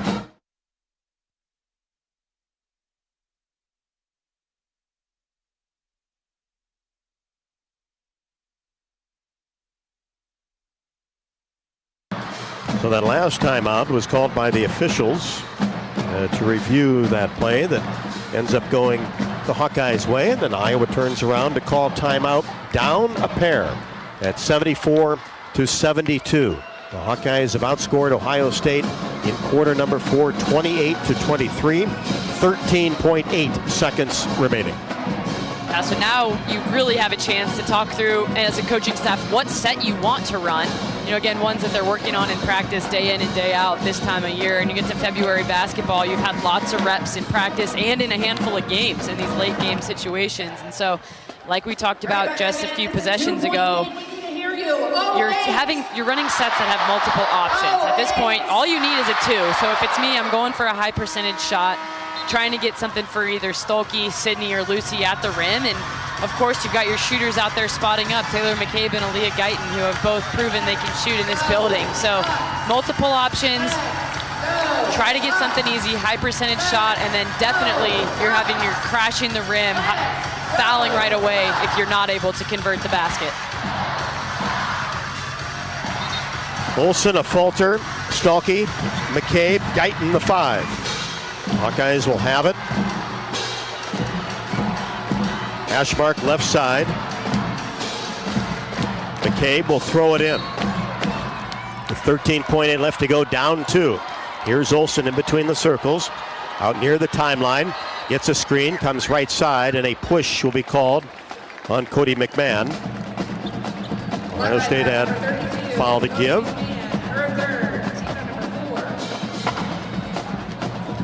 So that runs the clock down to 8.4. Yeah, well played by Ohio State. Far enough away that it was never going to be confused for a shooting foul, and now the next foul they'll be in the bonus.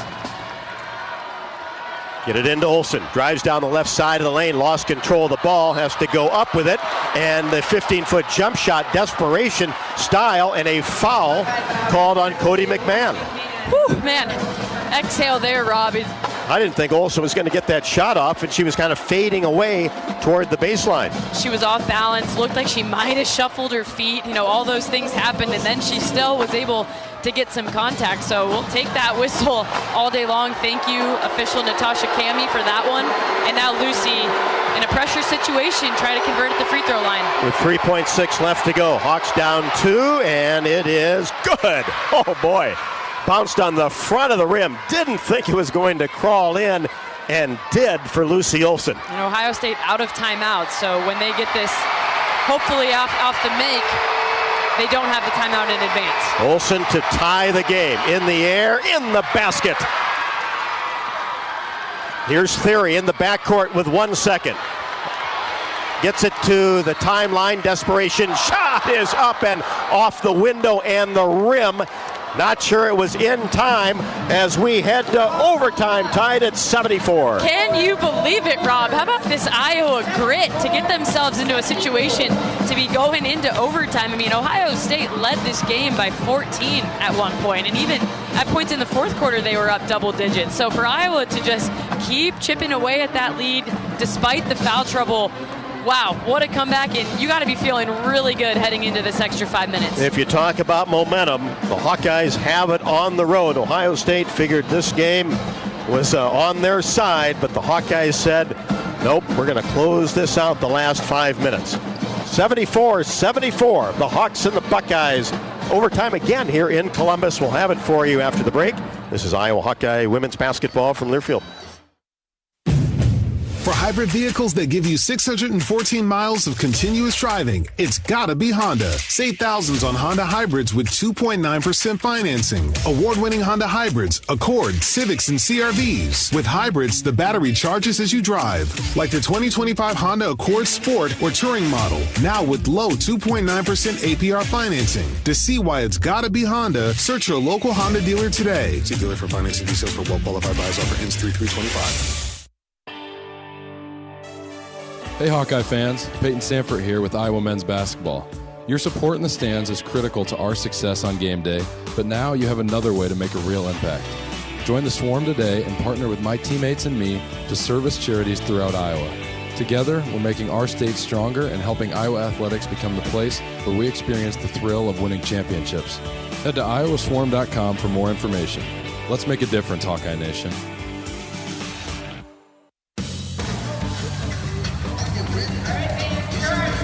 Somehow, some way, we are tied at 74, heading to our first overtime, as that was our first overtime break. Iowa has not led. Game hasn't been tied until now, since the first quarter. Ball is in the air, and the tap won by Ohio State, so they will start with the basketball first in overtime. Have to be a little bit stunned, are the Buckeyes. The way the Hawkeyes able to come back and outscore the Buckeyes down the stretch. McMahon missed from the right block, gets it back, missed from the left block, and a falter grabs the rebound along the baseline. Empty possession for Ohio State. McCabe brings it into the front court. Here's Olsen. Boy, how good has she been down the stretch? In between the circles, dribbles behind her back, gets to the elbow, hands it off to a Falter, playing with 4 fouls, as Feuerbach is already fouled out of the game. Olsen gets free from the left wing, down on the left block, goes up with a scoop shot and scores. With an exclamation point. What a move by Lucy. Such confidence making her way through the paint, kind of traversing through the defense. Hawkeyes strike first in the overtime. Lead 76-74, their first lead of the contest. And we've got a foul at the free throw line. Foul number 2, And now with Kylie Feuerbach, Iowa's kind of who they look at as their lockdown defender on the bench with those 5 fouls for this entire overtime. So Aaliyah Guyton gets the matchup with the talented freshman Jelani Cambridge, and she's done a really, really nice job. And she has 23 and at the free throw line. Cambridge misses the first one. That one skipped off the left side of the rim. Missed 10 free throws today. That's Kennedy Cambridge at the line. Second one. Gets this one to go. Oh, barely. That's like your bank shot, Rob. Almost. Oof. Back of the bracket. Sat there, dropped in. Yeah, it's still a point either way. That's right. And we'll give it to them, but the Hawkeyes lead at 76-75. Olsen, left wing. Into the corner. McCabe. Ooh, Guyton might have got away with a travel.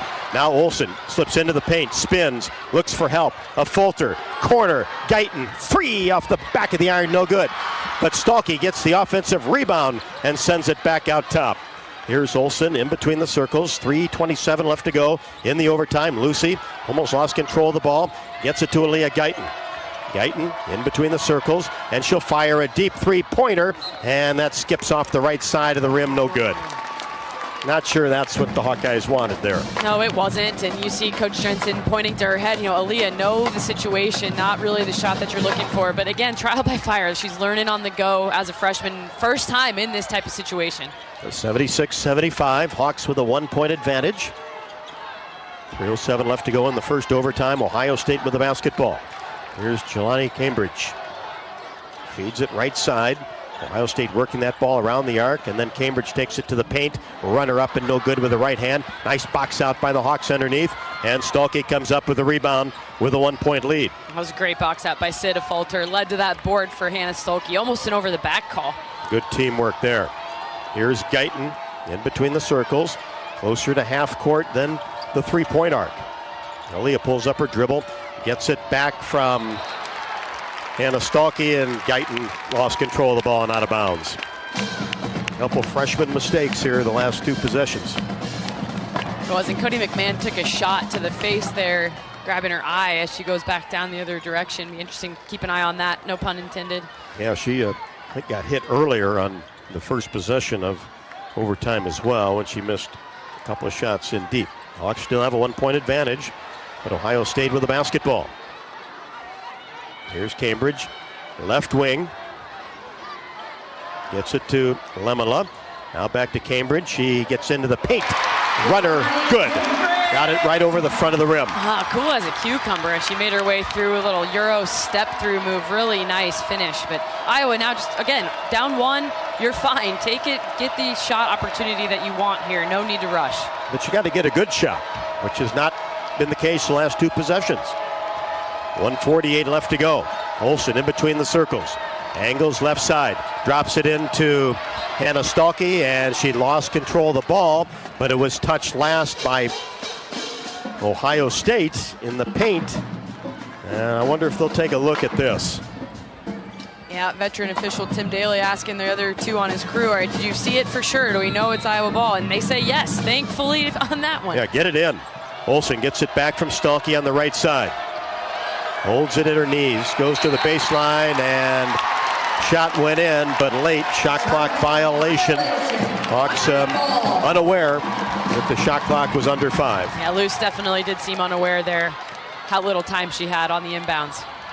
77-76, Buckeyes by 1. Ohio State brings the ball in the front court with 1:25 left to go in the first overtime from Columbus. Here's Theory, top of the key.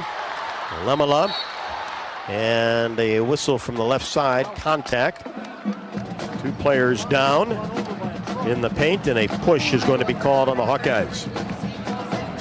I just don't agree with those calls. When there's a blind screen, she runs into her, of course, and then just because people fall, then the whistle blows. You know, I think you can't change, again, how you officiate just because you're in overtime, just because it's a close game. But I just, in general, think those are ones to pass on when it's just incidental contact. Olsen now with 4.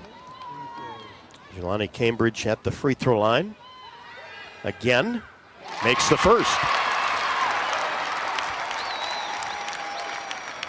That's 26 for her, as she is 8 of 11 from the stripe. Hawks down 2, 78-76. Ball is in the air, right through.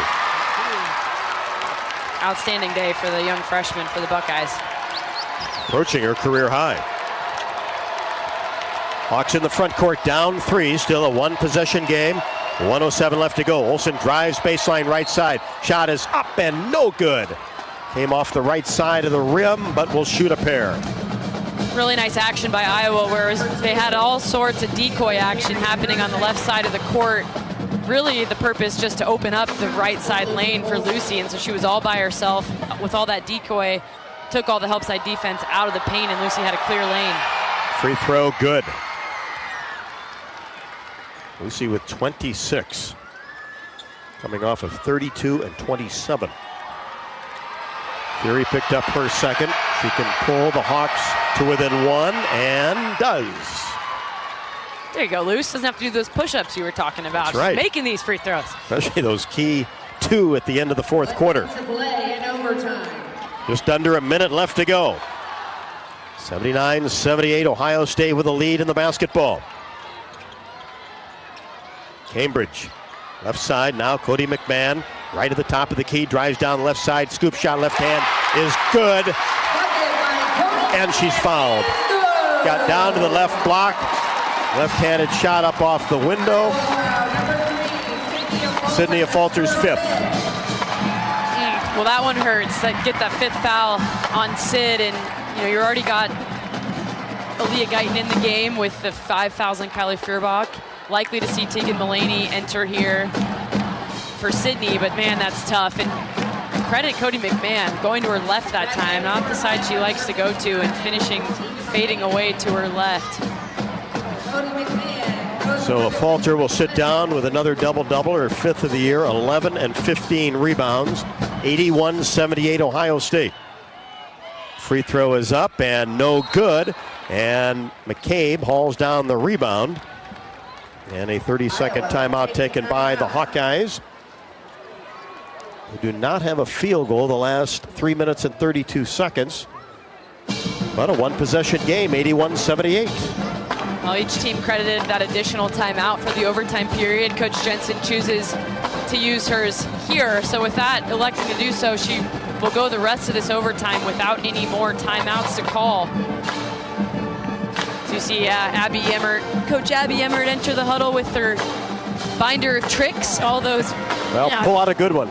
Several, I would say probably 100 pages worth of plays in there, and man, they drill those and see what you're comfortable with. But now again, a lineup that is not exactly what you'd expect to see in an overtime situation at a top 10 opponent on the road, with Tegan Mulaney and Aaliyah Guyton both in the game, and the foul trouble that we've seen for Kylie Feuerbach and Sydney Falter. But what I will say, Rob, is I've been watching Kylie on the bench, and she's leading from that seat over there, which is what you would love to see out of your senior, and I know Sid will do the same now to help guide these freshmen through the remaining 44 seconds of this overtime matchup. We just wish they were in the ballgame. You do, but you believe in your freshmen, and again, it's where you fall back on those minutes they got early in the season, that those will be what they're able to use here to propel them to a win. Hawks down 81-78, 42 seconds left to go. Olsen, top of the key, fires a 3, rimming no. Rebound, Mulaney has it blocked and taken away by Kennedy Cambridge.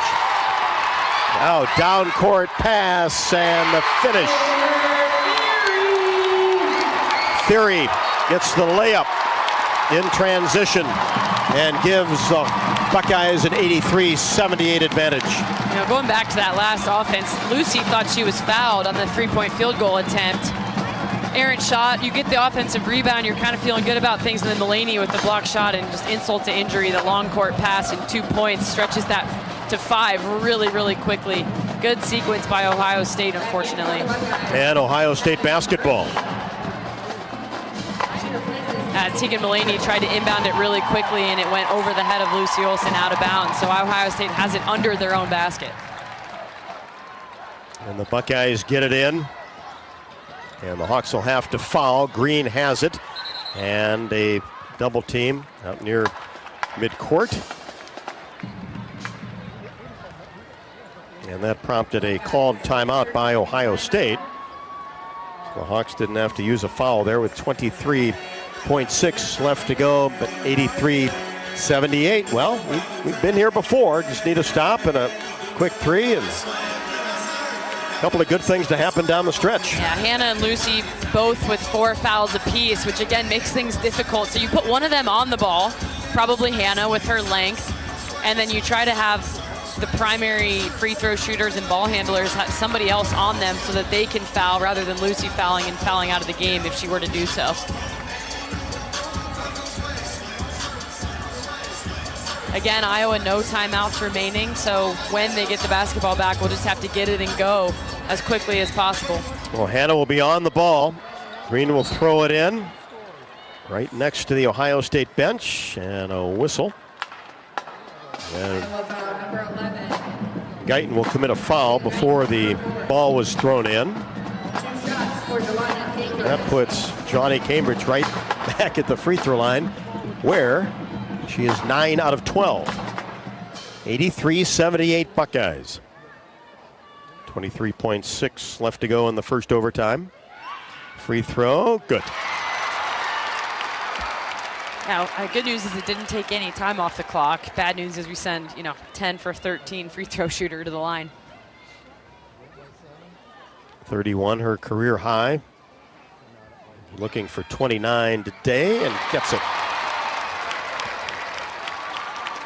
85-78. Hawkeyes down, get into the front court with 20 seconds left to go. Olsen shot is up and no good from the left side, and Mulaney saved it from going out of bounds, but to Cody McMahon where she's fouled in the backcourt.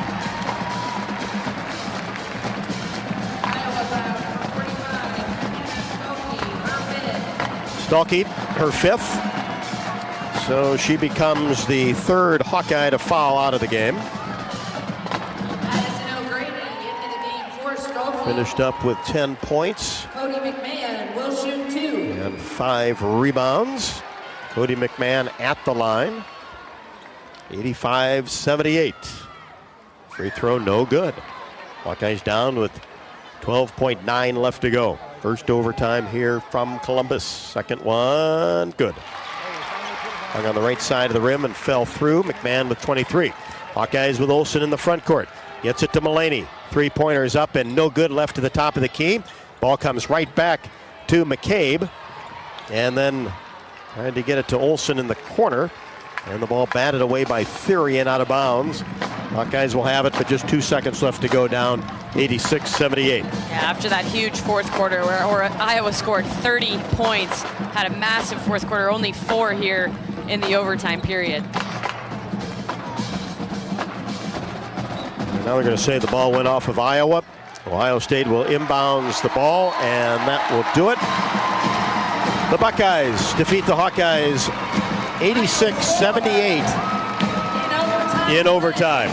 Your Ohio State Buckeyes 86. The Iowa Hawkeyes 78. With their 6-game winning streak comes to a halt this Monday afternoon, as the Hawks fall to 18-8, 8-7 in Big Ten play.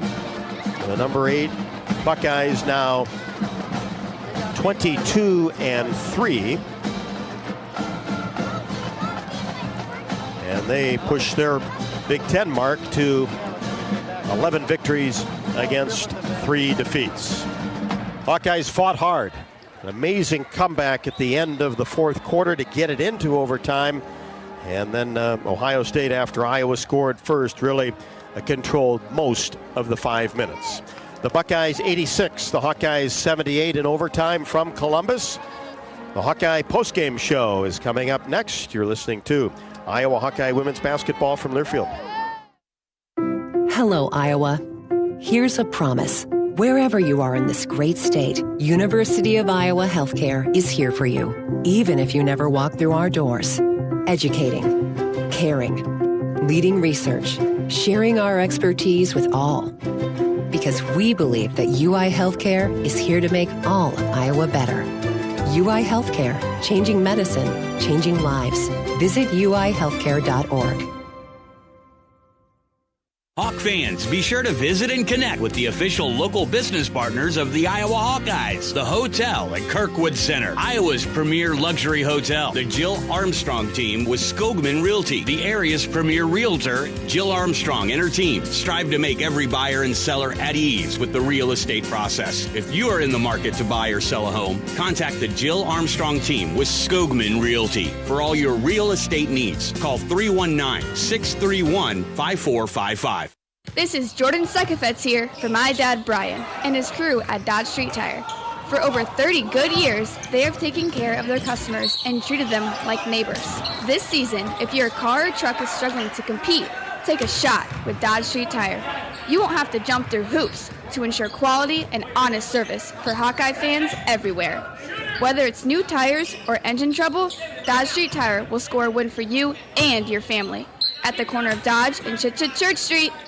Step into the action with the Fight for Iowa podcast. Join host Gary Dolphin as he takes you behind the scenes with Hawkeye coaches, athletes, and alumni. Tune in weekly on HawkeyeSports.com, Apple Podcasts, Spotify, YouTube, and more. Your front row seat to Hawkeye athletics. U.S. Cellular introduces Us Mode, a way to set your phone for less distraction and deeper connection, so dinner sounds less like this and more like this. Visit in-store or online to set up Us Mode. U.S. Cellular, the 5G network built for us. Did you know that UI uses the same amount of energy as all the rest of Iowa City? That's why we have our own power plant, and we're committed to making it clean. By 2025, we'll rely completely on climate-friendly, alternative fuels. Deep in the boiler rooms, engineers from the University of Iowa Energy Collaborative are optimizing the power plant so it can handle these new fuels more efficiently. Learn more about it at uiowaenergycollaborative.com. That's uiowaenergycollaborative.com. Hawkeye basketball has been brought to you by U.S. Bank, proud to support Iowa basketball. U.S. Bank, equal housing lender, member FDIC. Wimmer's Meats, the official hot dog of the Hawkeyes. And by Lennox and your local Lennox home comfort specialist. Made right here in Iowa since 1895. This is the Hawkeye Postgame Show. Terrific effort by the Hawkeyes, down 14 points, late in the second quarter with 3:12 left to go, and then made a huge push in the last half of the fourth quarter. Actually outscored Ohio State in that fourth. It needed to, 30-23, to get the game to overtime, and then Ohio State ends on a 7-0 run as the Buckeyes outscored the Hawks 12-4 in overtime, win it 86-78. Post-game stats wrap-up is brought to you by Hy-Vee. Sign up for the totally free Hy-Vee Perks program and enjoy exclusive perks pricing on hundreds of items in-store and online. Score big savings today at Hy-Vee.com/perks. Well, Rob, like you said, the overtime, unfortunately, Iowa could get it all the way there and just not quite get over the hump in that overtime. So I'm going to start with their stats there in that overtime. 1 for 7, 14% from the field, 0 for 5 from 3. We're perfect from the free throw line, 2 for 2. But again, after that real charge in the fourth quarter, 30-point quarter, Iowa just maybe ran out of gas a little bit in that overtime. However, on the game, Iowa 26 for 62 from the field for 42%. 9 for 25 from 3, it's 36%, and 17 for 24, just about 71% from the free throw line. Lucy Olson, no stranger to the leading scorer category, was again today with 27 total points on 8 of 20 shooting, 3 for 9 from 3. She did have to take a few kind of desperation ones down the stretch, which always inflate those numbers a bit, and she was 8 for 12 from the free throw line, including some clutch ones at the end of regulation. She had 2 rebounds, 7 assists, and 1 steal to go along with it. Sydney Fulter with another double-double today, 15 boards and 11 points. She had 4 assists, 1 steal, and 2 turnovers, and for most of the day did a really outstanding job and great effort defending the star for Ohio State, Cody McMahon. For Ohio State, they shot 27 for 58 for 46.6% from the field, 6 for 15 from three-point land for 40%, and 26 for 38, 68% from the free throw line. Gave Iowa some chances with their relatively low free throw numbers today, but man, 38 free throw attempts is a lot, and that's a lot of fouls committed by the Iowa defense. Leading scorer for Ohio State was the freshman Jelani Cambridge, and man, really something special in her. 29 points on 8 of 14 shooting, made 11 of 14 free throws, and then Cody McMahon, 25 points, had 8 out of 13 free throw shooting herself, and she was fouled 10 times, Rob, and that was kind of the story in the fourth quarter, was Cody not just getting to the rim, but getting her own offensive rebounds, had 3 of those, and then going to the free throw line and converting there to really make the difference. So something you pointed out to me was Ohio State did end up getting their 23 points off of forced turnovers by Iowa. And, Iowa did a nice job there too, 17 points off Ohio State's turnovers. But again, when you have a tight game that goes to overtime, you look for those small little differences and what maybe makes it up. And I think that was certainly something as Iowa did commit 20 turnovers on the game. Buckeyes led for 40 minutes and 46 seconds. The Hawkeyes for only 2:07. I got that game tied at the end of regulation with Lucy Olson knocked down a couple of free throws. And hey, you look at Sydney Falter, those 11 points and 15 rebounds, and then Kylie, the way she was coming on offensively, you can't help but think, boy, that foul trouble really showed up there at the end. Falter couldn't finish the game. Kylie didn't finish the game. Hannah Stalkey went out. Game probably decided by then. But certainly those are the players that you want on the floor. And Lucy Olson, again, played almost 40 minutes. Kylie Feuerbach, 33-29. Sydney Falter, 36-44. Taylor McCabe, 27-53. And Hannah Stalkey played 32 minutes and 44 seconds. Aaliyah Guyton, off the bench, had 9 points on 3 out of 5 from the floor and played just over 29 minutes. But you look at the 38 free throws, Ohio State only made 26 of them. So it was just over 68%. And you mentioned the 10 fouls drawn by Cody McMahon. Jelani Cambridge drew 11. So she goes 11 for 14 from the free throw line. Cody McMahon, 8 of 13. So 27 of the 38 free throws shot by those two players. Unbelievable, really. And, we talked about Jelani Cambridge throughout the course of the basketball game, but she was just really, really impressive in her game management. Like, of course, 29 points jumps off the sheet at you. But to me, for a freshman to get fouled 11 times, go to the line kind of with ice in her veins, not really ever look phased, and then run the offense through her. I mean, she's their point guard. The basketball's in her hand a large majority of the time. And so I really was impressed by her game today. And then Cody McMahon, her persistence after having a pretty rough first half, even a sort of rough third quarter, and then it just didn't matter. She really came to life, went to her bread and butter, that spin move. It's almost like an assist to herself sometimes when she goes in the paint, throws it off the glass on that first shot attempt, launches herself, springboards to get her own rebound, and often gets fouled on that second attempt. And she's really, really effective with that, and it's hard to guard, clearly, as it's been 2 years in a row that she's had big games against Iowa doing that exact thing. And 25 today, as Catherine told you, and only had 5 at the half. So big third, fourth, and certainly in the 5-minute overtime period for Cody McMahon. Hawkeyes lose in overtime, 86-78. The Hawkeye postgame show will continue from Columbus after the break. This is Iowa Hawkeye women's basketball from Learfield. Silver Star Car Wash, where unlimited washes start at just $19.99 per month. Free vacuums, free dry down towels, and convenient locations all over town. Come through as often as you like, starting at just $19.99 a month. That's a bargain that'll clean up your car without cleaning out your wallet. Fast, easy, and unlimited, starting at just $19.99 per month. Silver Star Car Wash is the best way to keep your car looking new all year long. Silver Star Car Wash. A better wash, a great feeling.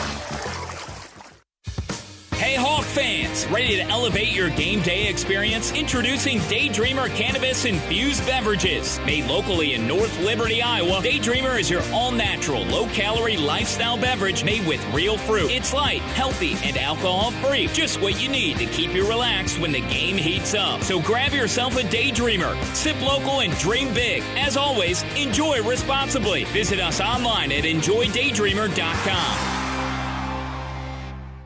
This season, Abbott and the Big Ten teamed up to host the first ever conference-wide blood donation competition to help fight the greatest blood shortage in a generation. The We Give Blood Drive helps save as many as 60,000 lives, thanks to alumni, students, and Hawkeye fans like you. But the need for blood donations doesn't stop here. Go to big10.org/Abbott to sign up to give blood and save lives. Abbott, proud partner of the Big Ten Conference and Iowa Athletics.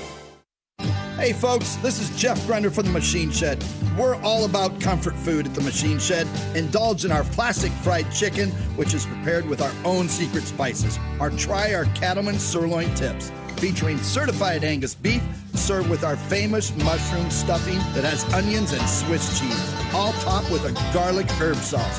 Come experience the taste of home cooking at the Machine Shed. I-80 and Hickman Road, Urbandale, and I-80 and Northwest Boulevard, Davenport. You're listening to coverage of Hawkeye women's basketball, powered by the University of Iowa Energy Collaborative, empowering Hawkeyes to do energy right. Tough one for the Hawkeyes this afternoon. A huge comeback in that fourth quarter. Lost at 86-78 in overtime. Just one other game in progress right now on this Monday afternoon as West Virginia leads Kansas State by 2, 29-27, 3:04 left to go in the second. Duke and Notre Dame a little bit later on today. Michigan and Maryland, Texas A&M and Alabama. As the Hawkeyes and the Buckeyes, the first game to play today.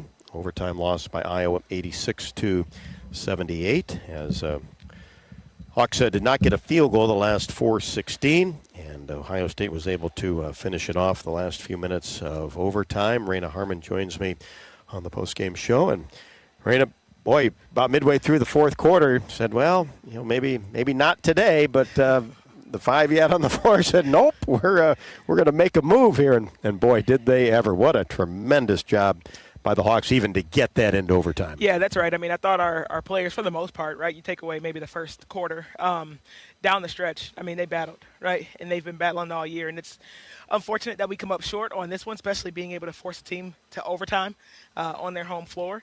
But I thought, maybe sending them to the free throw line at the end, it caught up with us.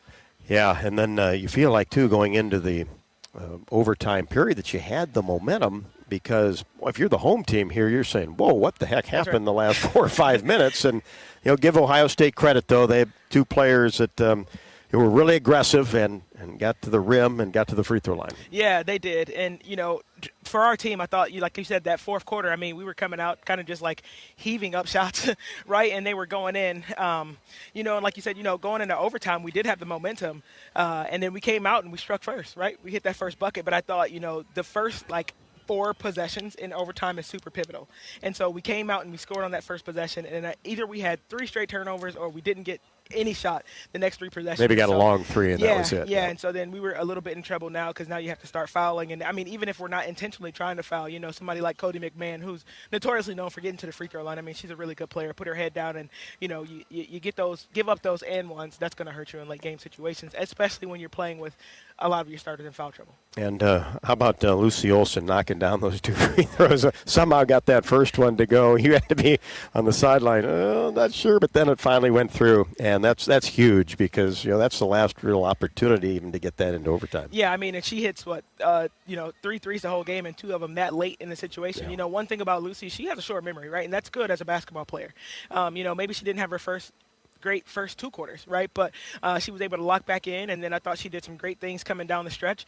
Even if being able to get 7 assists, and even, as a point guard playing as much as she did, almost 40 minutes, only having 3 turnovers when we got pressed more than half the game, I thought I was pretty impressed with her stat line tonight. And what can you say about Sydney? 11 points, 15 rebounds. That ties a career high, 5th double-double of the year. And unfortunately, couldn't finish the game because she was spectacular on the glass. Yeah, and I think, for Sydney, she's probably had one of the toughest matchups, right? Guarding Cody McMahon is no easy task, and Sydney's done it almost every year that she's been here, But to stay relentless on the glass, that's what's needed of her, and we've been talking about that all season. Sydney, as long as you're continuing to rebound, we're always going to have a chance. And so I thought she did a great job with that. Got to the free throw line early, was able to knock down some free throws, was able to, put the ball in the basket just a little bit. And she had a big three, I thought, down the stretch right there at the top of the key.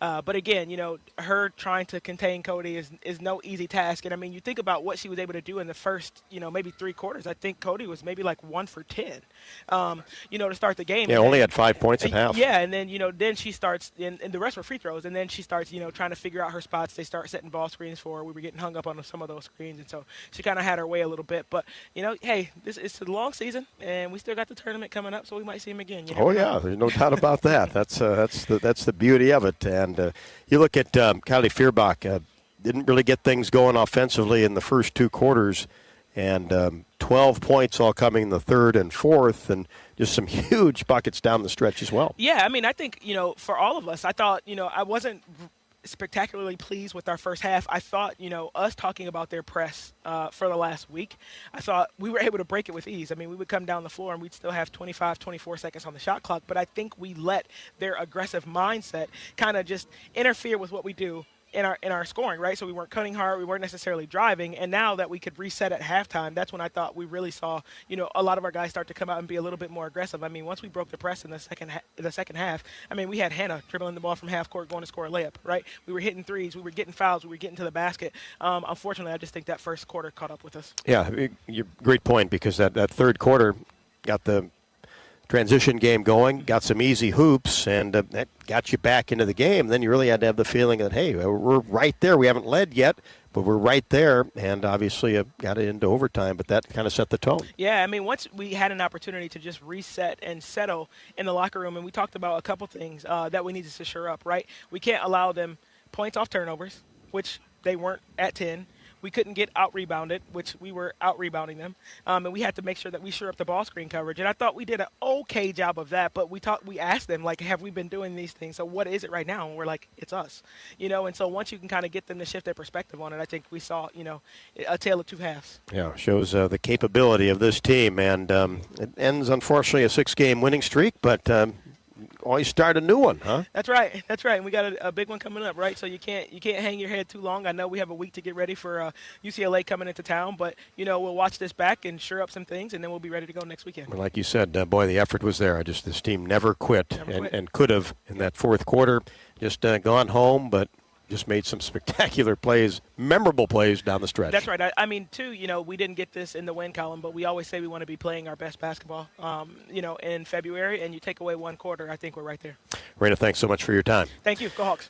Raina Harmon on the postgame show after the Hawks lose a tough one in overtime to the 8th-ranked Ohio State Buckeyes, 86-78. A couple of Lucy Olson free throws got this one into overtime. The Hawkeyes did strike first in OT, but give Ohio State credit. They were able to finish it off at the free throw line, did what they needed to do coming down the stretch. And the Hawks will improve and be better for this effort moving forward. And as Coach Harmon said, don't play till next Sunday when UCLA comes to Carver Hawkeye Arena. The Hawks now 18-8, 8-7 in conference play. The Ohio State Buckeyes get victory number 22 on the year.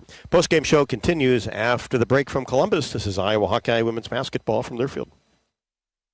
Hey, Hawkeyes, while you're hard at work in class or on the court, there's a team behind the scenes making sure that the power keeps going, the water keeps flowing, and the temps inside are just right. Introducing the University of Iowa Energy Collaborative. The collaborative is a public-private partnership between UI, NG, and Meridium. It delivers the funds UI needs to drive our academic and research excellence while optimizing campus utilities for a generation to come. Check it out at uiowaenergycollaborative.com.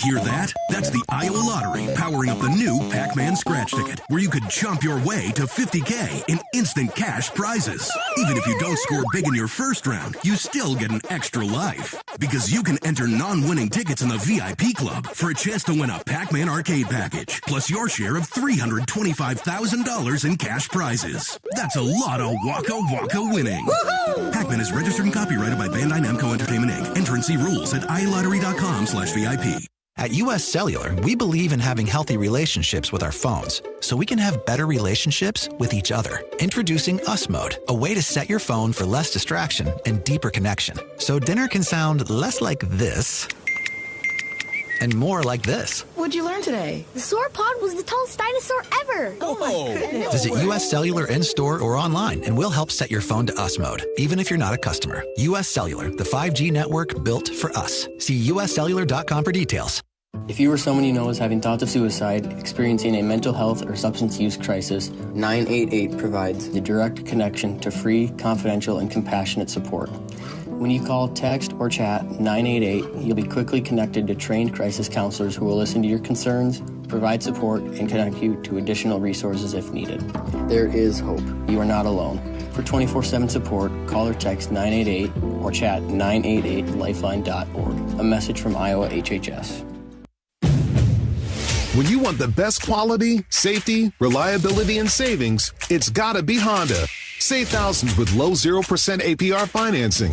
When you gotta have selection, Honda cars, trucks, vans, SUVs, hybrids, and EVs are in stock and on sale. Like the 2024 Honda Prologue EV with 0% APR financing. To see why it's gotta be Honda, search your local Honda dealer today. See dealer for financing details. Financing on credit approval. Offer is 3/3/25.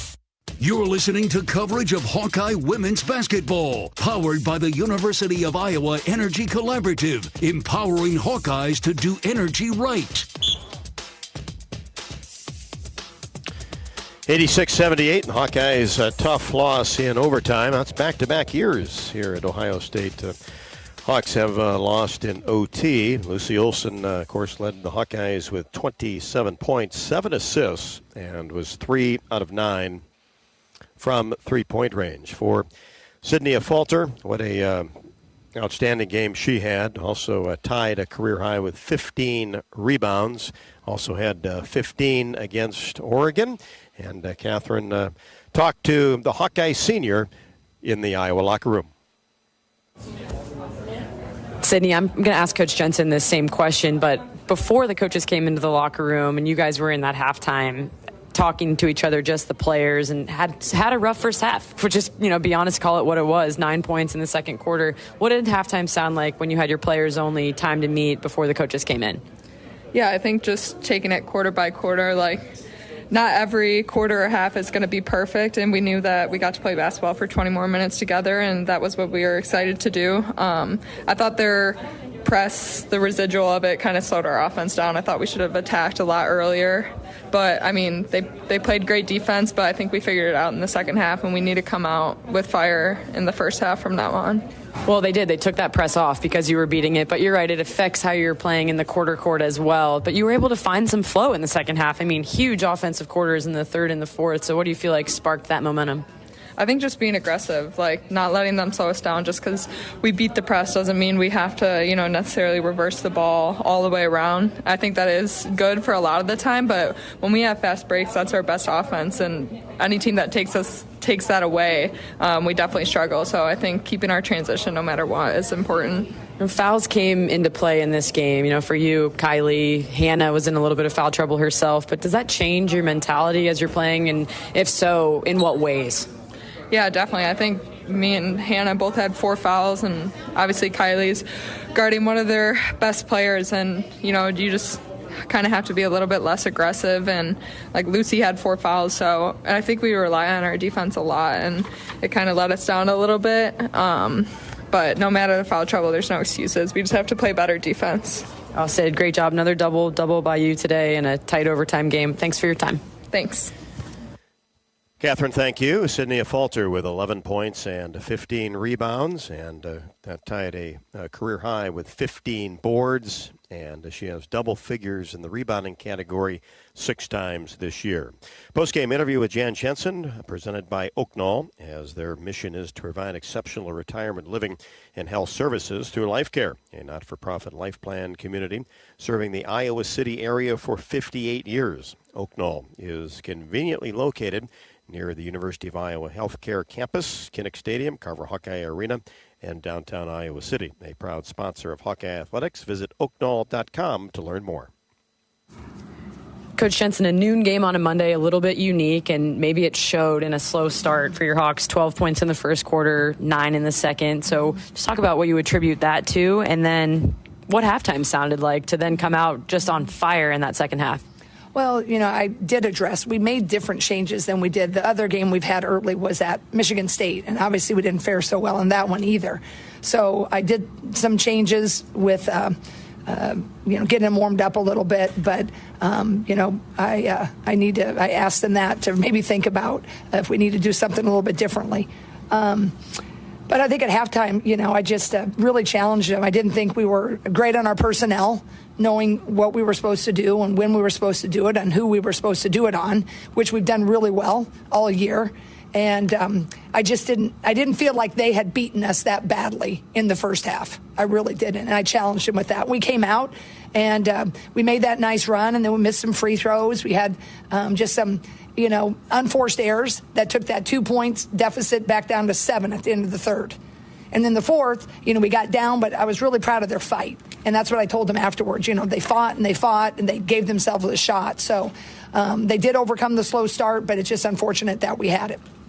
How did you feel like the fouls and the way the game was called? Ohio State took 38 free throws. That's a lot of trips to the line, namely for Cody McMahon and Jelani Cambridge. But how did you feel like the foul trouble changed how you were able to have your defensive schemes? And then offensively, too, you had Kylie, Hannah, Sydney, Lucy, everyone with fouls at least lingering in the back of their mind. And then, of course, the 2 that fouled out. Yeah, I thought the game was a little bit inconsistent both ways. But if you're going to call it inconsistent like that, and that's all my years in the 2.5 now I've played Cody McMahon. Anytime you play a kid like that and it's inconsistent, you're going to be in trouble, because she's just so big and powerful, and you don't get some of them to go your way, the 50-50 balls. Your kid fouls out, and she somehow doesn't foul out, right? So we didn't have all of our strength in the overtime.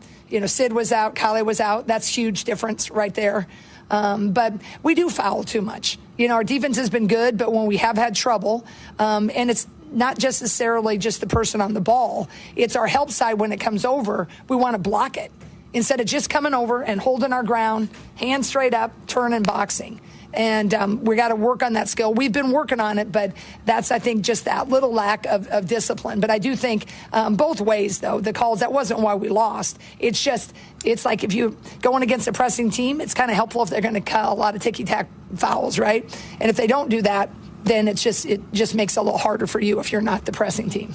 Yeah, well, all that being said, you made a pressing team pull their press off. You took a top 10 team to overtime on the road, foul trouble notwithstanding. So what positives do you take away from that with your team, and especially those young players? Well, I just think that, I loved how they fought. They could have folded. It's like an accordion. We didn't start out so great. We come down 13. And then we cut it to 2 in the third quarter, and we let that go back to 7. But they never stopped fighting. I think that was just kind of it's been the theme. They've always fought, and they've always stayed the course. And then we had some freshmen playing at the end of overtime, which is going to be real valuable minutes. But they made some freshman errors, right? So they're bummed in the locker room, as everybody is. But there was a lot of good things with the fight and taking a top 10 team to the ropes. Just our expectation, certainly mine, when we get it to that point, is to be able to execute down the stretch and do what we need to do when we need to do it. But I think the positives are, we took back to about 4.5 weeks ago, doing what we're doing now. Now we'll have this week without a game during it to prepare for, UCLA. And I looked, in my opinion, I told them that it's us and Indiana that have the hardest remaining schedule left. We're the only team that has 2 in the top 10, right? And, UCLA's only lost one, so that's a tall order at home. But we have a week to try to get a game plan and just give it our best shot, right? And I like how we're playing. I'm just a little disappointed that we couldn't close it out, but I'm really proud of them, and I love them. Oh, well, thanks for your time, Coach. Safe travels this afternoon. All right, thanks. God bless, and go Hawks. Jan Jensen from the Hawkeye locker room in Columbus after the Hawkeyes lose to Ohio State 86-78 in overtime. We'll listen in on some of today's top plays and wrap things up from the Schottenstein Center in Columbus after the break. This is Iowa Hawkeye women's basketball from Learfield.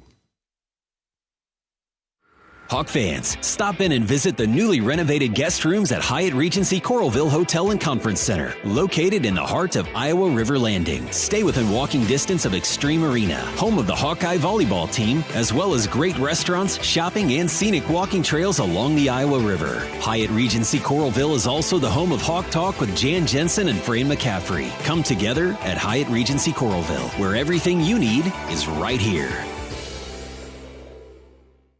At MidAmerican Energy, our 1.6 million customers depend on our energy 24/7. That's why we work 24/7 to deliver the safe, reliable energy you need. To keep our 99.9% reliability record, we're enhancing our technology, improving resiliency, and investing in critical infrastructure. We're generating power from all available resources to cover any increases in demand. And we're innovating to ensure you always have the energy you need. MidAmerican Energy, obsessively, relentlessly at your service.